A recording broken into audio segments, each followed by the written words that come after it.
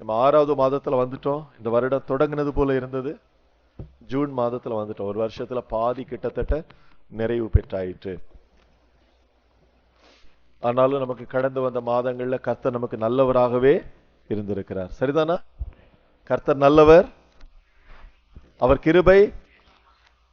தைரியமா சொல்லணும், கர்த்தர் நல்லவர், கிருபை என்றும் உள்ளது. கர்த்தர் நல்லவர், அவர் கிருபை என்றும் உள்ளது. ஆமென். ஆமென். இது ஒரு கட்டளை. சங்கீதத்துல பாத்தீங்கன்னா தெரியும் எப்படி போட்டிருக்கோம்னா, கர்த்தருக்கு பயந்த சிறியோரும் பெரியோரும் எப்போதும் கர்த்தர் நல்லவர், அவர் கிருபை என்றும் உள்ளது என்று சொல்லுவார்களாக. நான் சபையில ஒன்ன சொல்லுவேன், தேவன்ட்ட வந்து எனக்கு இப்படி ஆயிற்று அப்படின்லாம் நம்ம சொல்லக்கூடாது. அது நம்முடைய தேவனுடைய வழிநடத்தல நம்ம பெற்றுக்கொள்ளாம இருக்கிறதுனாலையும், இன்னும் தேவனுடைய ஒழுங்குமுறைக்குள்ளால் நமக்கு வராம இருக்கிறதுனாலையும் நடந்த நிகழ்வுகள். தேவன் நம்ம எப்போதும் நல்லவர் தான். என்ன நமக்கு புதிய ஏற்பாட்டுல சொல்லும்போது தேவவசனம் சொல்லுது, ஜோதிகளின் பிதாவிடத்திலிருந்து நன்மையான ஈவுகள் மட்டும்தான் இறங்கி வரும், அவரிடத்துல எந்த மாறுதலும் இல்லை. மனிதர்கள் மாறுவாங்க. சில நேரங்கள்ல நமக்கு தேவன்ட்ட வைக்கிற நம்பிக்கையை மனிதர்கள் ஆகிய ஊழியக்காரிடத்துல வைக்கும்போது அவங்க மாறி போவாங்க. அது நமக்கு ஒரு பெரிய வீழ்ச்சியை கொண்டு வரும். ஆனா நமக்கு அப்படி இல்லை. நம்முடைய கண்கள் இயேசு கிறிஸ்துவிலே பதிக்கப்பட்டிருக்கட்டும். அதுதான் நமக்கு கொடுக்கப்பட்ட கட்டளை. நமக்குள் விசுவாசத்தை துவக்குகிறவரும் அவர்தான், அதை நிறைவு செய்கிறவரும் அவர்தான். சரிதானே? எனவே இந்த பகுதியில ஓடும்போது தேவன் நம்மளை நேர்த்தியா நடத்துவார். அதனாலதான் நான் சொல்லியிருக்கேன், எப்பவும் நீங்க சொல்லணுமா, கர்த்தர் நல்லவர், அவருடைய கிருபை என்றும் உள்ளது. ஆமென். இந்த நாளிலும் நாம் தேவனுடைய வார்த்தையை நமக்கு தியானிக்க போகிறோம்.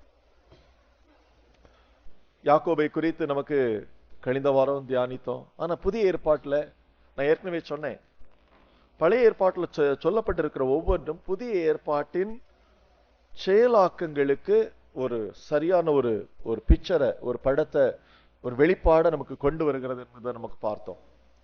இங்க நமக்கு புதிய ஏற்பாடு, நமக்கு வேதம் நமக்கு மிக தெளிவாய் சொல்லுகிறது, நமக்கு இயேசு கிறிஸ்துவுக்குள்ளால நமக்கு கடந்து வந்தாலும் நமக்கு ஒரு ஆவிக்குரிய ஒரு வளர்ச்சி இருக்குது.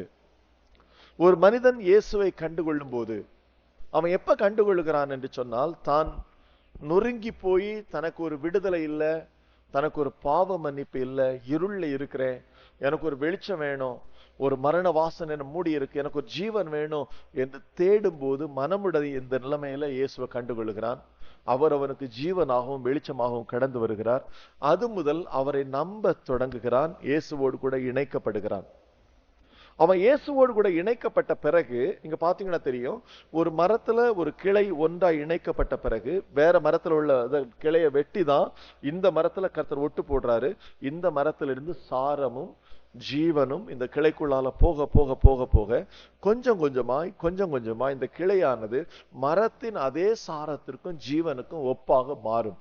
இதுதான் நம்முடைய கிறிஸ்தவ வாழ்க்கை. நான் ஏற்கனவே சொல்லி இருக்கிறேன், கிறிஸ்தவுக்குள்ளான நம்முடைய வாழ்க்கை ஒரு நாள்ல வரக்கூடிய பரிசுத்தம் அல்ல, இல்லைன்னா பைபிளை தலைகீழாய் படித்திருக்கிறதுனால நமக்கு வருகிற மாற்றமும் அல்ல.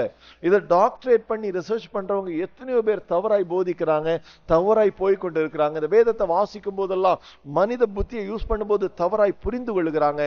ஆனால் நம்முடைய தேவன் நமக்கு கொஞ்சம் கொஞ்சமாய் சரியான நேரத்துல சரியான காரியங்களை கற்று தந்து நம்மை நடத்துகிறவர். எனவே இன்னைக்கு ஒரு காரியத்தை நீங்க எழுதி வைத்துக் கொள்ளுங்க. நாம் ரட்சிப்பின் அனுபவத்தை பெற்றுக்கொண்ட போது இயேசுவோடு கூட இணைந்து இருக்கிறோம், இயேசுவை சார்ந்து கொள்ள ஆரம்பிக்கிறோம். ஆனால் நமக்கு சபைக்கு வர்றதுனால நான் ரட்சிக்கப்பட்டிருக்கேன்னு ஒரு கேள்வி, அது நீங்க தான் உங்களை கேட்டு பார்க்கணும். ஏன்னா இயேசுவை தான் எல்லாவற்றுக்கும் சார்ந்து கொள்கிற அனுபவம் ரட்சிப்பு கொண்டு வரும். அதன் பிறகு அந்த அனுபவம் கொஞ்சம் கொஞ்சமாக விருத்தி அடைந்து நான் சொன்ன அந்த நிகழ்வு நடக்கும். வேதம் நமக்கு அதைத்தான் இங்கு வெளிப்படுத்துது. 2 கொரிந்தியர் 3:18 வாசிப்போம். 2 கொரிந்தியர் 3:18 247வது பக்கம்.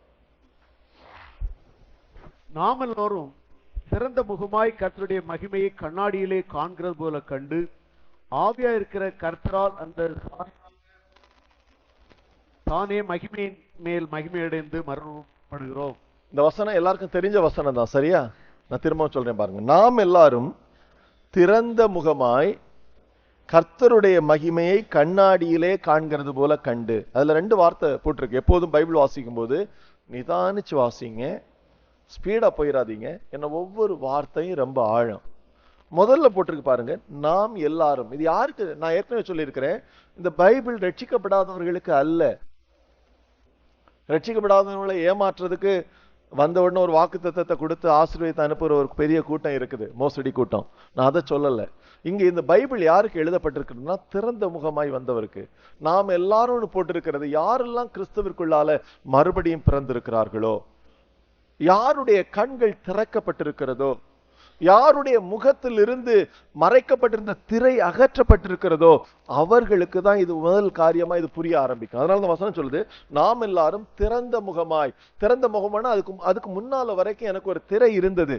அதுக்கு முன்னால வரைக்கும் நானும் பைபிளை வாசிச்சிருக்கிறேன். எனக்கு புரியல. இந்த பைபிளை நான் சின்னதுல இருந்தே, நமக்கு எல்லாருக்குமே தெரியும், நம்ம எல்லாரும் கிட்டத்தட்ட அநேகர் நமக்கு பாரம்பரிய சபைகளில் இருந்து வந்தவங்க. இந்த பைபிளை சின்னதுல இருந்தே வாசிக்கிறதற்கு வீட்டுல சொல்லி தந்திருப்பாங்க. இப்ப நமக்கு வாசிக்கும் போது என்னன்னா, என்னுடைய புத்திக்கு ஏற்றபடிதான் நான் அதை வாசிச்சேன். என்னுடைய புத்திக்கு ஏற்றபடிதான் நான் அதை எனக்கு சார்பாக நான் அதை பெற்றுக்கொண்டேன். நான் எசேக்கியேல் 37 வாசிச்சா கூட அதுல என்ன மையப்படுத்தி தான் நான் பார்த்தேன். காரணம், அங்கு நான் தான் இருந்தேனே தவிர தேவன் அங்கு இருக்கல. ஆனால் ஒரு நாள் கர்த்தர் என்னை சந்திக்கும் போது, என்னுடைய வாழ்க்கை உடைக்கப்பட்டு அப்படி நொறுங்கின நேரத்துல கர்த்தர் என்னை சந்திக்கும் போது முதல்ல செஞ்ச காரியம், என்னுடைய முகத்தை மூடி இருந்த திரையை அகற்றினார். அப்புறம் நான் இந்த வேதத்தை பார்க்கும்போது அந்த வேதத்திலே நான் கர்த்தருடைய சாயலை பார்க்க ஆரம்பித்தேன். அது வரைக்கும் கர்த்தராகிய இயேசுடைய சாயலை படங்கள்ல பார்த்ததுதான் எனக்கு தெரியும். ஒரு திரைப்படத்துல பார்த்ததோ இல்லைன்னா ஒரு வரைபடத்துல பார்த்ததுதான், ஒரு சுரூபமா பார்த்ததுதான் தெரியும். ஆனா அது உண்மையான இயேசு அல்ல என்பதையும், ஒரு திரை நீக்கப்பட்ட ஒரு நபர் தான் தேவனுடைய வார்த்தையிலே இயேசுவை பார்க்க முடியும் என்கிற காரியத்தை நான் அநேக ஆண்டுகளுக்கு பிறகு நான் கற்றுக்கொண்டேன். அதான் இங்க வசனம் சொல்லுது, நாம் எல்லாரும் திறந்த முகமாய். முதல் கேள்வி, உங்களுடைய திரை நீக்கப்பட்டிருக்குதா? உங்களுடைய கண்கள் திறக்கப்பட்டிருக்குதா? முதல் கேள்வி. அடுத்த காரியம் சொல்றாரு, கர்த்தருடைய மகிமையை, இயேசுவின் மகிமையை கண்ணாடியில் காண்கிறது போல கண்டு. கண்ணாடினா என்னது? ஆமா, மிரர். சரிதானே? வேதம் சொல்லுது கண்ணாடினா தேவனுடைய வார்த்தை. அதுக்கு பக்கத்துல யாக்கோபு 1:23. இதுல ஒரு கையை வச்சுட்டு யாக்கோபு 1:23 வாசிங்க.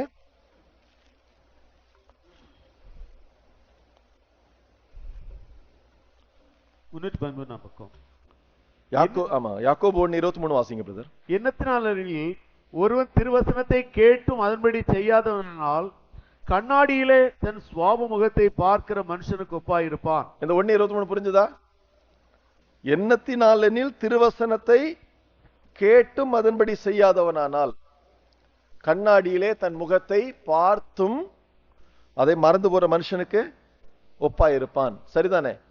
இப்போ ஒரு கேள்வி, உங்க முகம் எப்படி இருக்குன்னு உங்களுக்கு தெரியுமா? இன்னொரு ஆளுக்கு முகத்தை என்னால பார்க்க முடியும், என்னுடைய முகத்தை என்னால பார்க்க முடியுமா? என்னுடைய முகத்தை பார்க்கணும்னா நான் எங்க போய் பார்க்கணும்? ஒரு கண்ணாடியில போய் பார்க்கணும். இப்ப நான் என்னுடைய பார்வையில ரொம்ப நல்லவனா இருக்கலாம். பிறந்ததுல இருந்தே நான் நினைச்சிருந்தேன் நான் ரொம்ப நல்லவன். ஆனா ஒரு நாள் கர்த்தர் அவருடைய வசனம் என்கிற கண்ணாடியை திறந்த பிறகுதான் எனக்கு தெரிஞ்சது எனக்குள்ளால இருக்கிற பாவம் என்னன்னு. அப்ப இந்த கண்ணாடி என்ன பண்ணுதுன்னா, ஒரிஜினலான ஆளு யாரு, நம்ம யார் என்கிறத நமக்கு முதல்ல காட்டுகிறது எதுதான்? தேவனுடைய வார்த்தை தான். தேவனுடைய வார்த்தையை விடவும் நமக்கு எந்த அளவுக்கு வேறுபட்டு இருக்கிறோம், வித்தியாசமா இருக்கிறோம், குணநலன்ல மாறுபட்டு இருக்கிறோம் என்பதை பார்க்கும்போது தான் தெரியுது, ஓஹோ, நான் நினைத்திருந்த ஆள் நான் அல்ல. கண்ணாடியில என்னுடைய நான் ஒரிஜினல் ஆள் யார் என்பதை என்னால் இப்ப அறிந்து கொள்ள முடியுது. அப்ப நான் என்ன பார்த்த உடனே அதான் நம்ம பார்க்கிறோம் அந்த கண்ணாடியில.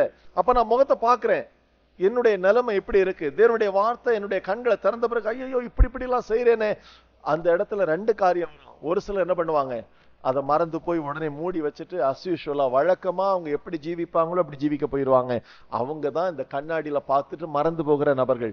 இன்னொரு நபர் கர்த்தரை நோக்கி கதற ஆரம்பிப்பாங்க, ஆண்டவரே உம்முடைய கண்ணாடி இப்படி என்ன காட்டுதே, ஆனா நான் இப்படி இருக்கு, நான் இப்படி நினைக்கல, ஆனா இப்போ கண்ணாடியை பார்த்த பிறகுதான் தெரியுது என்னுடைய உள்ளான வாழ்க்கை அலங்கோலமா இருக்குது என்கிறது நான் பார்க்கிறேன். எனக்கு ஒரு ரட்சிப்பு இல்லையா, எனக்கு ஒரு விடுதலை இல்லையா என்று கர்த்தரை நோக்கி கூப்பிடும் போதுதான் அங்க இருதயம் உடைந்து யாரு கர்த்தரை நோக்கி கூப்பிடுகிறார்களோ அவர்களை உயிர்ப்பிக்கிறதற்காக ஜீவனுள்ள தேவனாகிய கர்த்தர் அந்த நபரிடத்துல இறங்கி அவனை உயிர்ப்பித்து அவனுக்குள்ளால வாசம் பண்ண ஆரம்பிக்கிறார். இதுக்கு பேர் தான் ரட்சிப்பு. சரியா? ஆச்சரியமான ஒரு காரியம். நமக்கு ஆண்டுடைய பிள்ளைகளுக்கு நிறைய பேருக்கு அது புரியல, ரட்சிப்புனா என்னன்னு புரியல. ஏசாயா 57:15 வாசிங்க.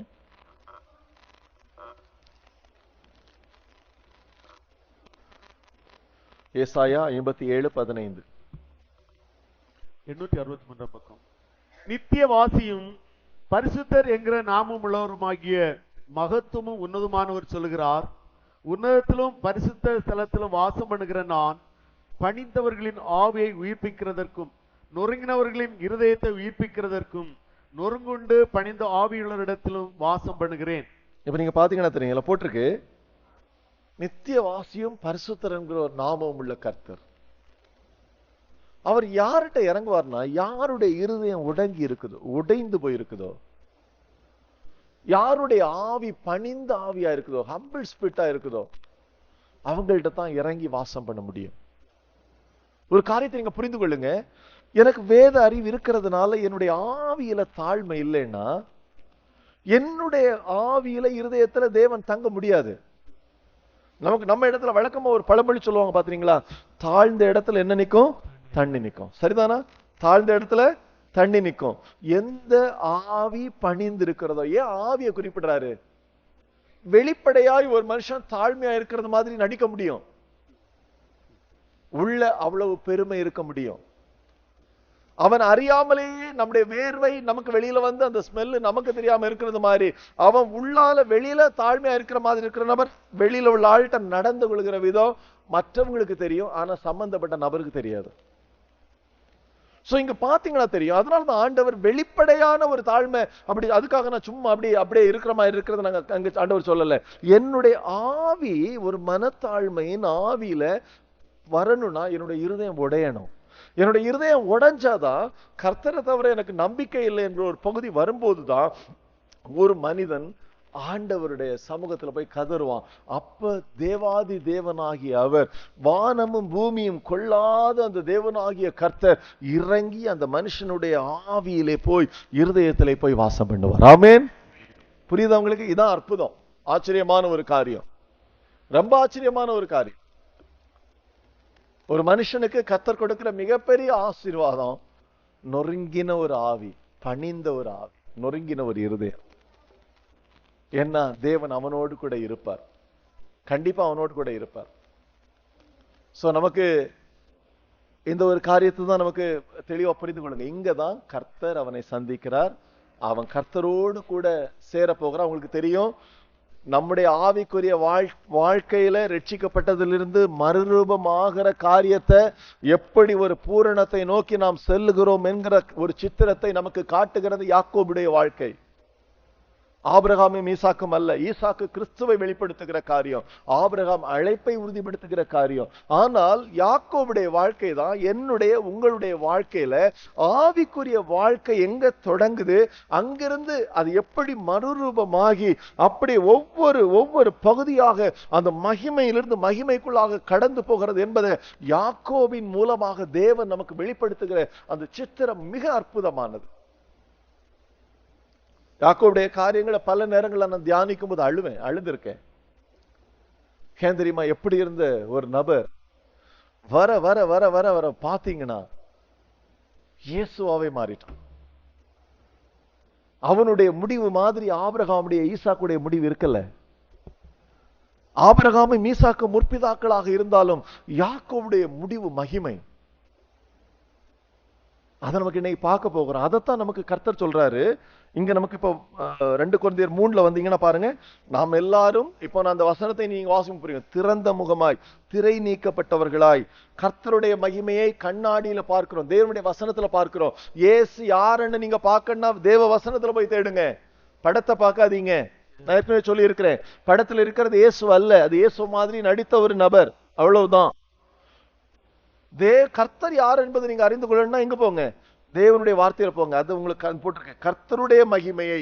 அங்க நம்ம முகம் யாருன்னு காட்டுச்சு கண்ணாடி, இங்க கர்த்தருடைய மகிமையை நம்மள கண்ணாடியில காட்டுறது மாதிரி காட்டுது, கண்ணாடியிலே காண்கிறது போல கண்டு. இப்ப கர்த்தருடைய மகிமையை தேவ வசனத்துல பார்க்க பரிசுத்த ஆவியானவர் என்ன பண்றாருன்னா, இயேசுவோடு இணைந்திருக்கிற நம்மை அவருடைய சுவாபங்களுக்கும் அவருடைய ஜீவனுக்கும் அவருடைய குணாதிசயங்களுக்கும் பங்குள்ளவர்களாய் மாற்றுகிறார். அதான் அந்த ஒழுங்குபடுத்துகிற வாழ்க்கை. கீழே போட்டுக்கு பாருங்க. ஆவியாயிருக்கிற கர்த்தரால் அந்த சாயலாகத்தானே மகிமையின் மேல் மகிமை அடைந்து மறுரூபப்படுகிறோம். இது டே பை டே ப்ராசஸ். தினம்தோறும் தினம்தோறும் தினம்தோறும் வளருகிற ஒரு அனுபவம், ஒரு நாள்ல வருகிற ஒரு அனுபவம் அல்ல. தெளிவா நீங்க புரிந்து கொள்ளணும். இன்னைக்கு நீங்க பாத்தீங்கன்னா தெரியும், ஊழியம் செய்ய வந்திருப்பாங்க. எப்படி ஊழியம் செய்ய வந்திருப்பாங்கன்னா, ஒரு அற்புதத்தை கர்த்தர் செஞ்சிருப்பார், பெரிய ஊழியக்காரன் ஆயிருப்பாங்க. ஒரு பாட்டை பாடி இருப்பாங்க, பெரிய ஊழியக்காரன் ஆயிருப்பாங்க. அப்படி அல்ல தேவன் நடத்துகிறது. தேவன் உருவாக்கணும். தேவன் உருவாக்கி கிறிஸ்துவ வெளிப்படுத்தணும். அதுக்கு பேர் தான் ஊழியம்.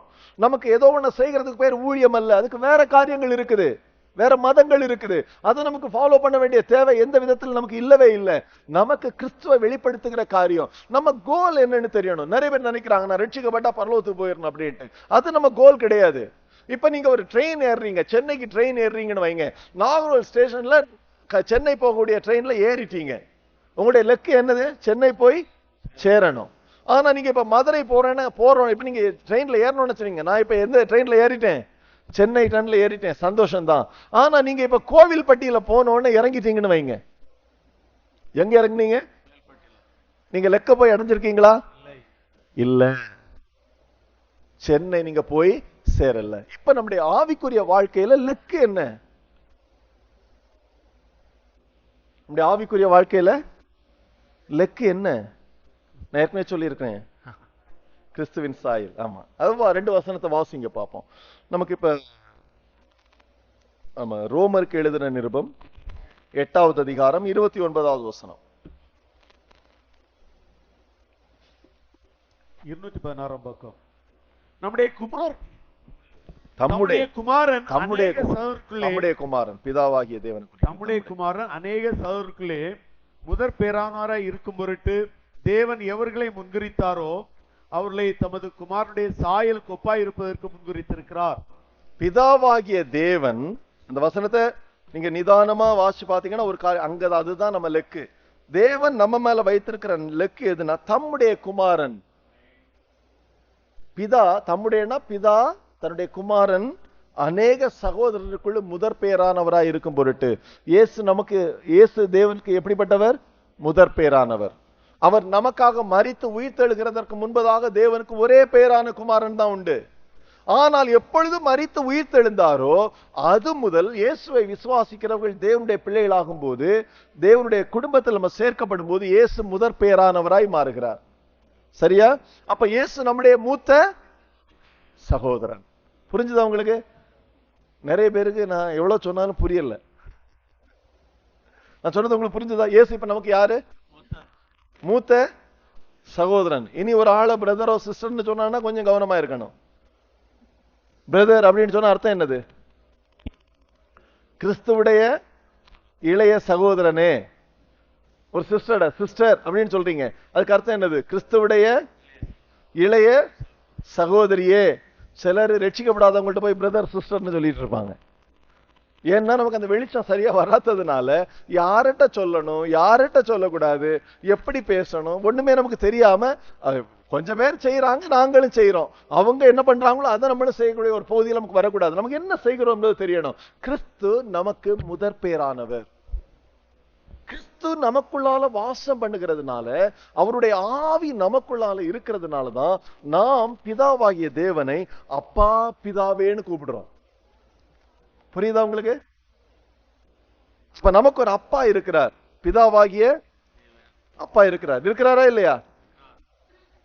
நமக்கு ஒரு மூத்த சகோதரன் நமக்குள்ளாலே இருக்கிறார். நமக்கு ஒரு துணையாளர், கம்பானியன் இருக்கிறார். யார் அவரு? கிறிஸ்துவானவர். அலர்ட் ஆயிட்டீங்க, இனி மறக்க கூடாது. சரிதானே?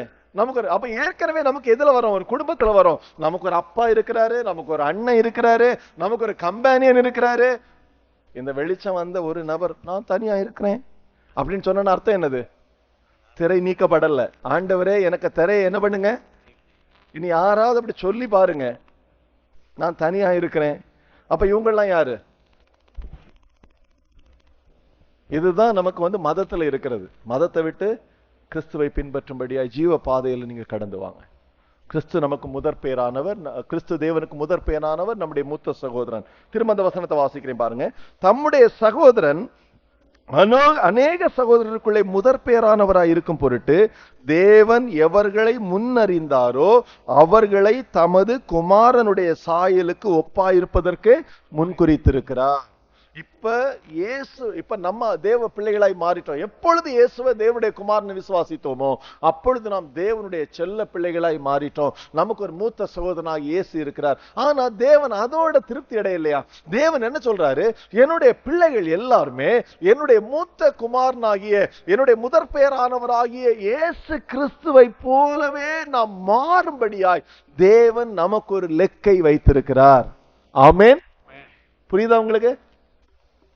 புரியுதா? இப்ப புரிஞ்சிருக்கும்னு நினைக்கிறேன் இல்லையா? கொஞ்சம் இப்ப இதை நம்ம பாத்தீங்கன்னா தெரியும். ஒரு சமயத்துல நம்ம வளர்ந்து வந்த நிறைய பேர் தங்களுடைய குடும்ப பின்னணி, தங்களுடைய பேக்ரவுண்டு, ஸ்டேட்டஸ் எல்லாம் கர்த்தருக்குள்ளால ஊழியம் செய்யறவங்க கூட சாட்சியா பேசிட்டே இருப்பாங்க. நான் இந்த நிறுவனத்துல வேலை பார்த்தேன், நான் இவ்வளவு பெரிய ஆளு, எங்க அப்பா யாருன்னு தெரியுமா, எங்க அம்மா யாருன்னு தெரியுமா. தயவு செய்து அப்படி பேசி பழகாதீங்க. ஏன் தெரியுமா? அது சபிக்கப்பட்ட ஒரு குடும்பம், ஆதாமின் குடும்பம். ஆதாமுடைய பெருமையை நீங்க என்ன பண்ணக்கூடாது? கர்த்தருடைய சமூகத்துல பேசக்கூடாது. கர்த்தர் அதனாலதான் உங்களை என்ன பண்ணாரு? அந்த குடும்பத்திலிருந்து வெட்டினாரு. நீங்க இருந்த மரம் காட்டொலிவ மரம். நீங்க இருந்த மரம் என்ன மரம்? காட்டொலிவ மரம். காட்டொலிவ மரம் என்னைக்காவது நல்ல கனி கொடுக்குமா? அது எப்படி இருக்கும்? காட்டொலிவ மரத்துல இருந்து வரக்கூடிய கனி கசப்பா இருக்கும். கர்த்தர் நம்மளை வெட்டி நல்ல கனி கொடுக்கக்கூடிய நாட்டொலிவ மரமாகிய இயேசுவிடத்துல கொண்டு போய் ஒட்டு போட்டார். இப்ப நமக்கு எங்க ஒட்டு போடப்பட்டிருக்கிறோம்? நான் நல்ல கனி கொடுக்கக்கூடிய நாட்டொலிவ மரம். இப்ப அந்த வசனத்தை வாசிங்க பாப்போம். ரோமர் 11. நிறைய பேருக்கு இன்னும் முழிக்கிறத பாத்தீங்கன்னா இன்னும் சரி தெளிவா புரிந்து கொள்ளுங்க. 17வது வசனம், ரோமர் 11:17. சில கிளைகள் முறித்து போடப்பட்டிருக்க காட்டொலிவ மரமாகிய நீ, பாருங்க, காட்டொலிவ மரமாகிய நீ அவைகள் இருந்த இடத்தில் ஒட்ட வைக்கப்பட்டு ஒலிவ மரத்தின் வேருக்கு சாரத்துக்கும் உடன் பங்காளியா இருந்தாயானால், ஒலிவ மரத்துல என்ன சாரம் இருக்குதோ, என்ன ஜீவன் இருக்குதோ, அதுல வேர்ல என்ன பலன் இருக்குதோ அதிலே நீ பங்காளியாய் மாறி இருக்கிறாய். போதும். கிறிஸ்துவுடைய ஜீவனுக்கு நீ பங்காளி, கிறிஸ்துவுடைய குணாதிசயத்துக்கு பங்காளி. அப்ப நமக்கு முதல் பகுதி என்னன்னா, இயேசுவோடு கூட ஒன்றாக்கப்படுகிறோம். we are aligned with Jesus Christ. இயேசுவோடு கூட நம்ம என்ன பண்றோம்? ஒன்றாக்கப்படுறோம். அதான் ஒட்டு போடுறது. அதுக்கு பிறகு இந்த சாரமும் ஜீவனும் கிளையாகிய நமக்குள்ளால பாய்ந்து வர வர நமக்குள்ளால கிறிஸ்து உருவாகி கொண்டே இருப்பார். ஒரு நாள் நாம் கிறிஸ்துவாகவே இருப்போம். ஒரு நாள் நாம் கிறிஸ்துவை சந்திக்கும் போது, பிதாவுடைய சமூகத்தில் நிற்கும் போது, கிறிஸ்துவும் நமக்கும் வேற எந்த ஒரு வித்தியாசமும் இருக்காது. அவர் இருக்கிற வண்ணமாகவே நாம் என்ன பண்ணுவோம்? இருப்போம். இது அப்போஸ்தலருடைய சாட்சி. அப்பொழுது நாம் எப்படி இருக்கிறோம் என்பது தெரியும். அப்பொழுது நாம் எப்படி இருப்போம்னு தெரியாது.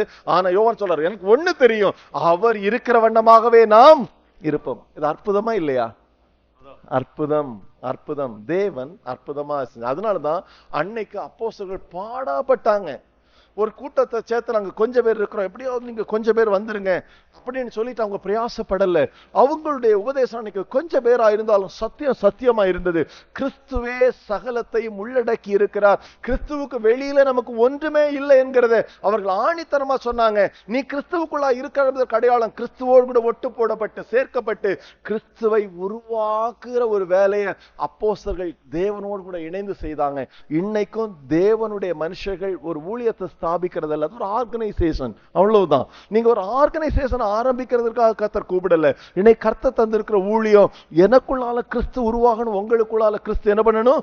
உருவாகணும். பவுல் அப்போஸ்தலனுடைய போராட்டம் அங்கதான் இருந்தது. அந்த வசனத்தை, பவுலுடைய வசனத்தை வாசிங்க பார்ப்போம். கலாத்தியர் 4:19. கலாத்தியர் 4:19.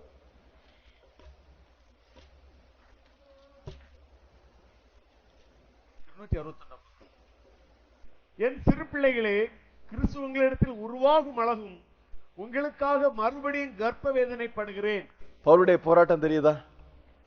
இந்த வெளிச்சம் வந்த ஒரு மனுஷனுக்கு தான் அதனுடைய வேதனை தெரியும். ஏன்னா இவன் தேவனோடு கூட சேர்ந்து அந்த பாரத்தை சுமக்கிறவனா இருப்பான். இந்த பவுல்கிட்ட போய், நான் உங்க சபைக்கு வந்துட்டேன், நல்லா ஆராதிப்பேன், உங்களுக்கு ஊழியத்துக்கு சப்போர்ட் பண்றேன், உங்களுக்கு வேற ஏதாவது என்னால முடிஞ்ச காரியங்கள் எல்லாம் எங்கெல்லாம் நான் வரணுமோ நான் வர்றேன், என்ன செய்யணுமோ செய்யறேன்னு சொன்னா பவுல் சந்தோஷப்பட்டு இருப்பாரா? பவுலுக்கு தேவை அவனுக்குள்ளால கிறிஸ்து உருவாகணும்.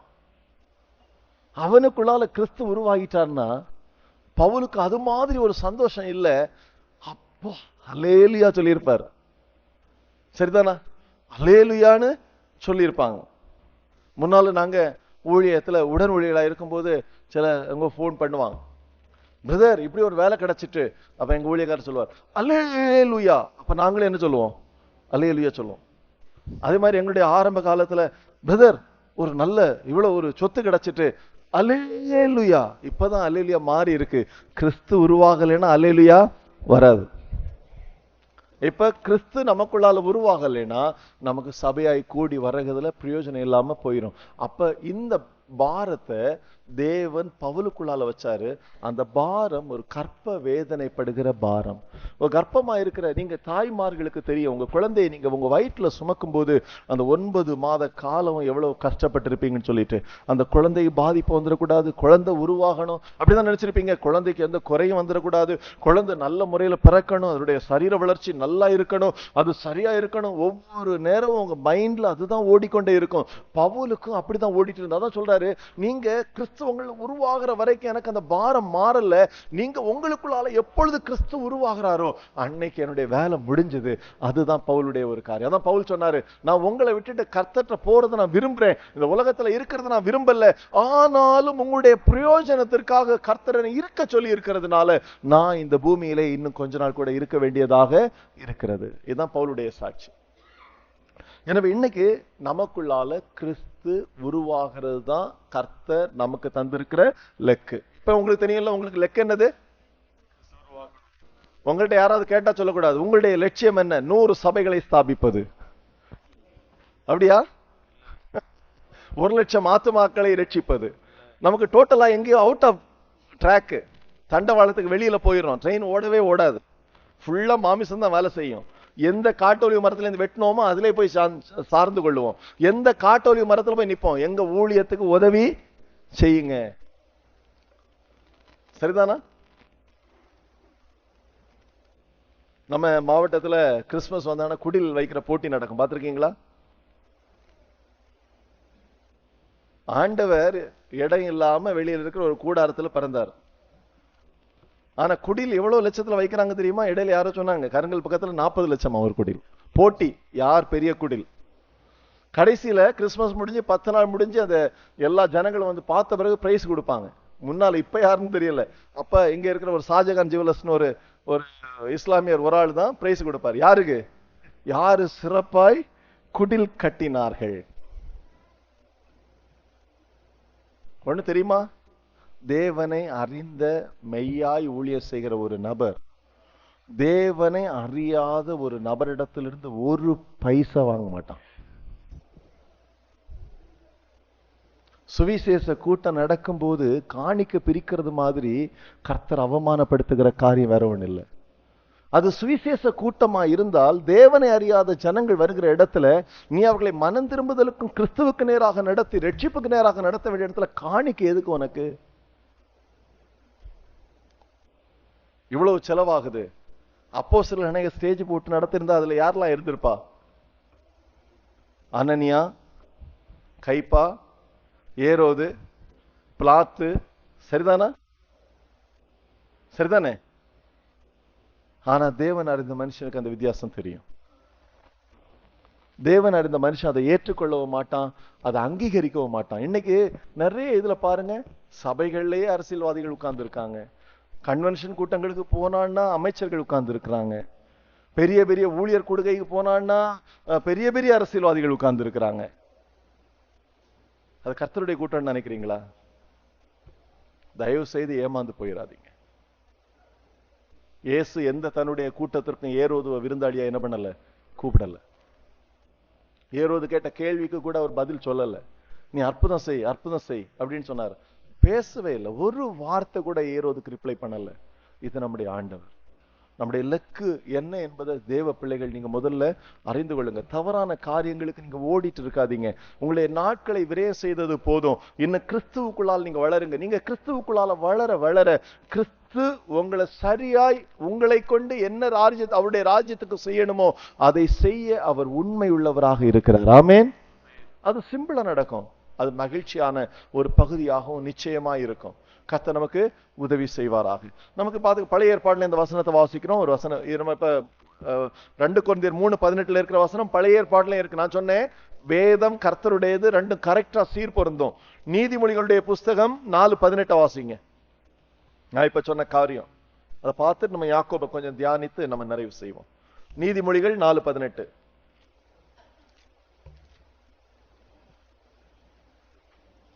நீதிமான்களுடைய பாதை நடு பகல் வரைக்கும் அதிகமாய் பிரகாசிக்கிற சூரிய பிரகாசம் போல இருக்கும். போட்டிருக்கா, நீதிமான்களுடைய பாதை நடுப்பகல் வரைக்கும் பிரகாசிக்கிற சூரிய பிரகாசம் போல் இருக்கும். நம்முடைய நீதியின் சூரியன் யாரு? இயேசு. நீங்க ரட்சிக்கப்படும் போது என்ன நடக்குது? சூரியன் உதிக்குது. காலையில சூரியன் உதிச்சோன்னு அந்த சூரியன்ல போய் நின்னு பாருங்க, உங்க நிழல் உங்க பின்னால நீளத்துக்கு விழுந்திருக்கும். பாத்திருக்கீங்களா? நீங்க இவ்வளவுதான் இருப்பீங்க, உங்க நிழல் எவ்வளவு இருக்கும்? ஆண்டவருக்குள்ளால வந்தோன்னு பாருங்க, நீங்க இவ்வளவுதான் இருப்பீங்க, உங்க சுயம் எங்க இருக்கும்? எத்தனை அடியோ சாடி நிற்கும். பாத்திருக்கீங்களா? எங்க போனாலும் சாட்சி இயேசுவை பேர சொல்லிட்டு உங்களை உயர்த்தி பேசிடுவீங்க, சான்ஸ் கிடைச்சிச்சுன்னா. அதே மாதிரிதான் நமக்கு ரட்சிப்பு வரும்போது போகுது. ஆனா ஆண்டவர் பண்ற அதோட நிறுத்தல. இந்த சூரியன் 10 மணி ஆகும்போது அந்த நிழலுடைய அளவு பாருங்க குறைஞ்சிருக்கும். நடுப்பகல்னா 12 மணிக்கு நீங்க வெயில்ல போய் நின்னு பாருங்க, உங்க நிழல் தரையில் விழாது.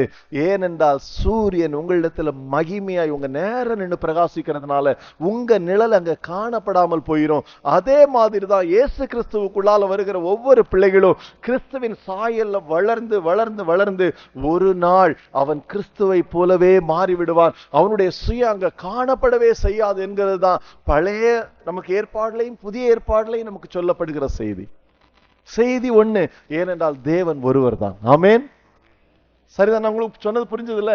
இதைத்தான் நமக்கு வேதத்துல நமக்கு இன்னையிலிருந்து உங்களுக்கு தெரியணும். நான் சென்னை போய் இறங்கணும், கோவில்பட்டியில் என்ன பண்ணக்கூடாது? இறங்கக்கூடாது. மதுரையில் என்ன பண்ணக்கூடாது? இறங்கக்கூடாது. இல்ல மதுரை நல்லா இருக்கு இறங்கிடலாம் அப்படின்ட்டு என்ன பண்ணக்கூடாது? இறங்கக்கூடாது. சரியா? சோ நமக்கு எங்க வேணாலும் இறங்குறதுக்கு வாய்ப்பு உண்டா இல்லையா? உண்டு. ஆனா நமக்கு போய் ரீச் ஆக வேண்டிய கோலை நம்ம ரீச் ஆகணும். தேவன் அதற்கு நேராக நம்மை நடத்துவாராக. இன்னைக்கு இந்த வாழ்க்கையில ஸ்டெப் பை ஸ்டெப்பா எப்படி தேவன் யாக்கோபை நடத்தினார்ங்கிறத ஒரு விசை கூட நம்ம தியானிப்போம். ஆதியாகம புஸ்தகம் 32வது அதிகாரம் 25வது வசனம் கழிஞ்ச வாரம் பார்த்தோம். ஆனாலும் இன்னைக்கு நம்ம ரட்சிப்பின் அனுபவத்தில் இருந்து ஆதியாகமம் 32:25 42ஆம் பக்கம். அவனை மேற்கொள்ளாததை கண்டு அவனுடைய தொடை சந்தை தொட்டார். அதனால் அவருடனே போராடுகையில் யாக்கோபின் தொடை சந்து சுளுக்கிட்டு. பாருங்க, தேவனால யாக்கோபை மேற்கொள்ளவே முடியலையா? நம்மகிட்ட அவர் எவ்வளவு பொறுமையா இருக்கிறார் நினைக்கிறீங்க? ரொம்ப பொறுமை, நீடிய சாந்தமும் நீடிய யார்கிட்ட? இப்ப யாக்கோபு யார் தான்? நம்ம மாமிச பிரகாரமான சுயத்துடைய வாழ்க்கை தான். சரியா? நீங்க ஈசாக்கு நானும் அவரை என பிடிக்காத ஆள் யாக்கோபுன்னு நினைச்சிடக்கூடாது. ஈசாக்கு கிறிஸ்துவுக்குள்ளால நம்முடைய ஆசீர்வாதம். இப்ப யாக்கோபு யார் தான்? நானும் நீங்களும் தான். நம்மளை இப்ப யாக்கோபுக்குள்ளால கொண்டு வரணும். நாம் முன்குறிக்கப்பட்டிருக்கிறோம். தேவன் நம்மளை அன்பு கூறுகிறாரு. பல காரியங்கள்ல சில தரிசனங்கள் எல்லாம் தந்திருக்கிறாரு. சொல்லுவாங்க எங்களுக்கு அப்பவே தரிசனம் உண்டு. யாக்கோபுட்டு அப்பவே தரிசனம் கொடுத்தாரா இல்லையா? 20 வருஷத்துக்கு முன்னால பெத்தேல் ஆண்டவர் தரிசனத்துல பேசினாரா பேசலையா? பேசினாரு. அப்ப யாக்கோபு ரட்சிக்கப்பட்டிருந்தானா? ரட்சிக்கப்படல. 20 வருஷம் லாபான்ட்ட விட்டு பார்த்தாரு. சூழ்நிலைகள் மூலமா லாபானால யாக்கோபு என்ன பண்ண முடியல? மாற முடியல, மாற்ற முடியல. அதனாலதான் இந்த வசனம் சொல்லுது, அவனை யாக்கோபை தேவன் கொள்ளாததை கண்டு அவனை மேற்கொள்ள முடியல. அவனுடைய பிளஸ், அவனுடைய சுயம், அவனுடைய மாமிசம் ரொம்ப ஸ்ட்ராங்கு. நம்ம நினைச்சிட்டு இருப்போம் நம்ம ரொம்ப சாஃப்டான ஆள்னு. இல்ல, நமக்குள்ள ஒரு சுயம் இருக்கு பாருங்க. அப்பப்ப நம்மளை பிச்சுட்டு வெளியில வருது இல்ல? மற்ற நேரத்துல நமக்கு அமைதியா இருந்தாலும் திடீர்னு பிச்சுட்டு வெளியே வரணும். அதுக்கு பேர் தான் நம்ம சுயம். நமக்கு அவ்வளவு நேரம் பெட்ஷீட் போட்டு என்ன பண்ணி வச்சிருக்கோம்? மூடி வச்சிருக்கோம்.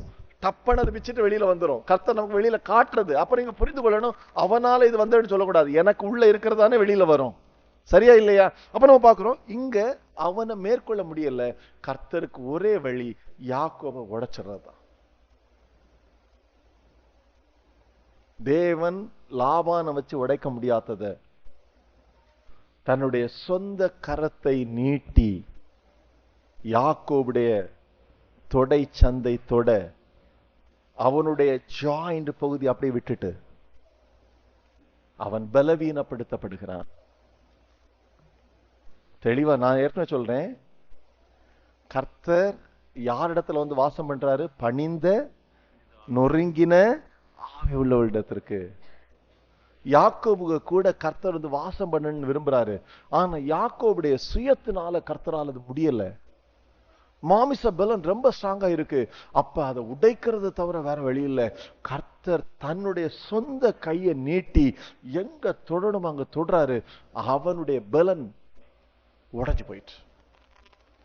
இப்ப யாக்கோபு ஏசாவை கண்டு ஓடினது மாதிரி ஓட முடியாது, லாபானை கண்டு ஓடின மாதிரி ஓட முடியாது, தன்னுடைய இச்சைகளை தீர்த்து கொள்ளும்படியாய் பிரயாசப்பட்டது மாதிரி பிரயாசப்பட முடியாது. இப்பொழுது இவன் நடக்க வேண்டும் என்றாலே இவனுக்கு ஒரு கோல் தேவை, சப்போர்ட் தேவை.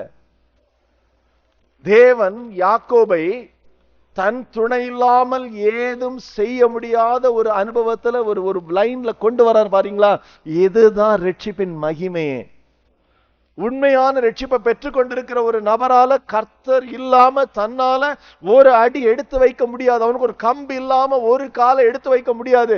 அதுவரைக்கும் நான் கர்த்தரை நம்புகிறேன் என்று சொன்னாலும் நம்முடைய சொந்த பலத்துல தான் நடப்போமே தவிர கர்த்தரை சார்ந்து என்ன பண்ண மாட்டோம், நடக்க மாட்டோம். இப்ப நமக்கு நடக்க முடியல அப்படின்னு வரும்போது மட்டும்தான் நம்முடைய கரங்கள் ஆண்டவருடைய கால்களை இருக்க பற்றிக்கொள்ளும். என்ன சொல்லுவோம்? ஆண்டவரை உம்மை விட்டா எங்களுக்கு வழி இல்லை. நான் ஏற்கனவே சொன்னேன், பரிசுத்த ஆவியானவர் நம்ம அநேகருடைய வாழ்க்கையை ஒழுங்குபடுத்தும் போது அவர் கை வைத்திருக்கிறது நீங்க அறியாம வேற யாரையோ குற்றம் சாட்டிட்டே இருக்கிறீங்க. நீங்க குற்றம் சாட்ட கர்த்தருடைய கை உங்களுக்கு வச்சிருக்கிறது தெரியலன்னா, யாக்கோபுக்கு ஒரு ஜாயிண்ட் கலத்தினார்னா உங்களுக்கு 2 ஜாயிண்ட் கலத்த வேண்டியது வந்துடும். புரிந்து கொள்ளுங்க. எந்த அளவுக்கு நமக்கு உணர்ந்து கொள்கிறோமோ அந்த அளவு அந்த சிக்ஷையிலிருந்து நம்ம என்ன பண்ணிடலாம், விடுதலை ஆயிடலாம். புரியுதா உங்களுக்கு? இவன் சீக்கிரமா உணர்ந்து கொண்டிருந்தா இந்த ட்ரீட்மெண்ட்டும் தேவையில்லை. ஆனா இவனால என்ன பண்ண முடியல, உணர்ந்து கொள்ள முடியல. அப்ப கர்த்தர் நம்மோட டீல் பண்றாரு. இப்ப இவனுடைய ஜாயிண்ட் போய் இவனுடைய பல இவன் போன உடனே அவன் உடைஞ்சு போயிட்டான். இப்ப தெரியும் கர்த்தர் இல்லாம அவனால ஒண்ணும் செய்ய முடியாது. இதுவரைக்கும் கர்த்தர் பேரம் பேசினவன் இப்ப கர்த்தருடைய கால்களை உறுதியாய் பற்றி கொண்டான். அடுத்த வசனத்தை வாசிங்க, 26வது வசனம் பாருங்க. போகட்டும் பொழுது விடுகிறது என்றால் அதற்கு அவன், நீர் என்னை ஆசீர்வதித்தால் யாக்கோபு ஆண்டவருடைய காலை பிடிச்சிட்டு, ஆண்டவரே என்னை விட்டுட்டு போயிடாதீங்க, விடமாட்டேன். அவனுக்கு நடக்க முடியாது. கர்த்தர் நினைச்சா அவன் கால் ஜாயின கலத்தினோடு தள்ளி விட்டுட்டு போறதுக்கு எவ்வளவு நேரம் ஆகும்? இவன் காலை பிடிச்சிருக்கான் நான் கர்த்தருடைய பாதத்தை. ஆண்டவரே நான் உங்களை விட மாட்டேன். ஆண்டவர் சொல்றார், விடுடா. பிள்ளைகிட்ட சொல்லுவோம்ல, நீ காலை விடு, யாக்கோபுட காலை விடு. இவன் சொல்றான், என்ன ஆசீர்வதித்தால் ஒழிய நான் உண்மை என்ன பண்ண மாட்டேன். அந்த அர்த்தம் என்னது? இனி உம்மால இல்லாம என்னால ஒண்ணு செய்ய முடியாது. அப்பதான் ஆண்டவர் கேட்கிறார் பாருங்க, உன் பேர் என்ன என்று கேட்டார். அவன் யாக்கோபு என்றான். நம்முடைய தேவன் நல்ல தேவன். ஆனா நம்ம செய்கிற தவறுகளை சரிப்படுத்துகிற தேவன். எத்தனை வருஷத்துக்கு முன்னால யாக்கோபு இந்த தப்ப செஞ்சான்? 20 வருஷத்துக்கு முன்னால அவங்க அப்பாவை ஏமாத்தி ஆசீர்வாதத்தை வாங்க போகும்போது ஈசாக்கு கேட்கிறார், எப்பா நீ யாரு? இவன் சொன்னா, நான் ஏசா. இப்ப கர்த்தர் இவன்ட்ட கேட்கிறாரு, உன் பேர் என்ன? வீட்டை விட்டு ஓடும் போது கேட்கல, அழும்போது கேட்கல, ஒன்னும் இல்லப்பா பயப்படாத நான் உன் கூட தான் இருக்கிறேன், அப்படித்தானே சொன்னாரு. நீ என்ன தப்பு பண்ணுன்னு கேட்டாரா? நமக்கு கிறிஸ்துவுடைய ஞானம் இல்லை.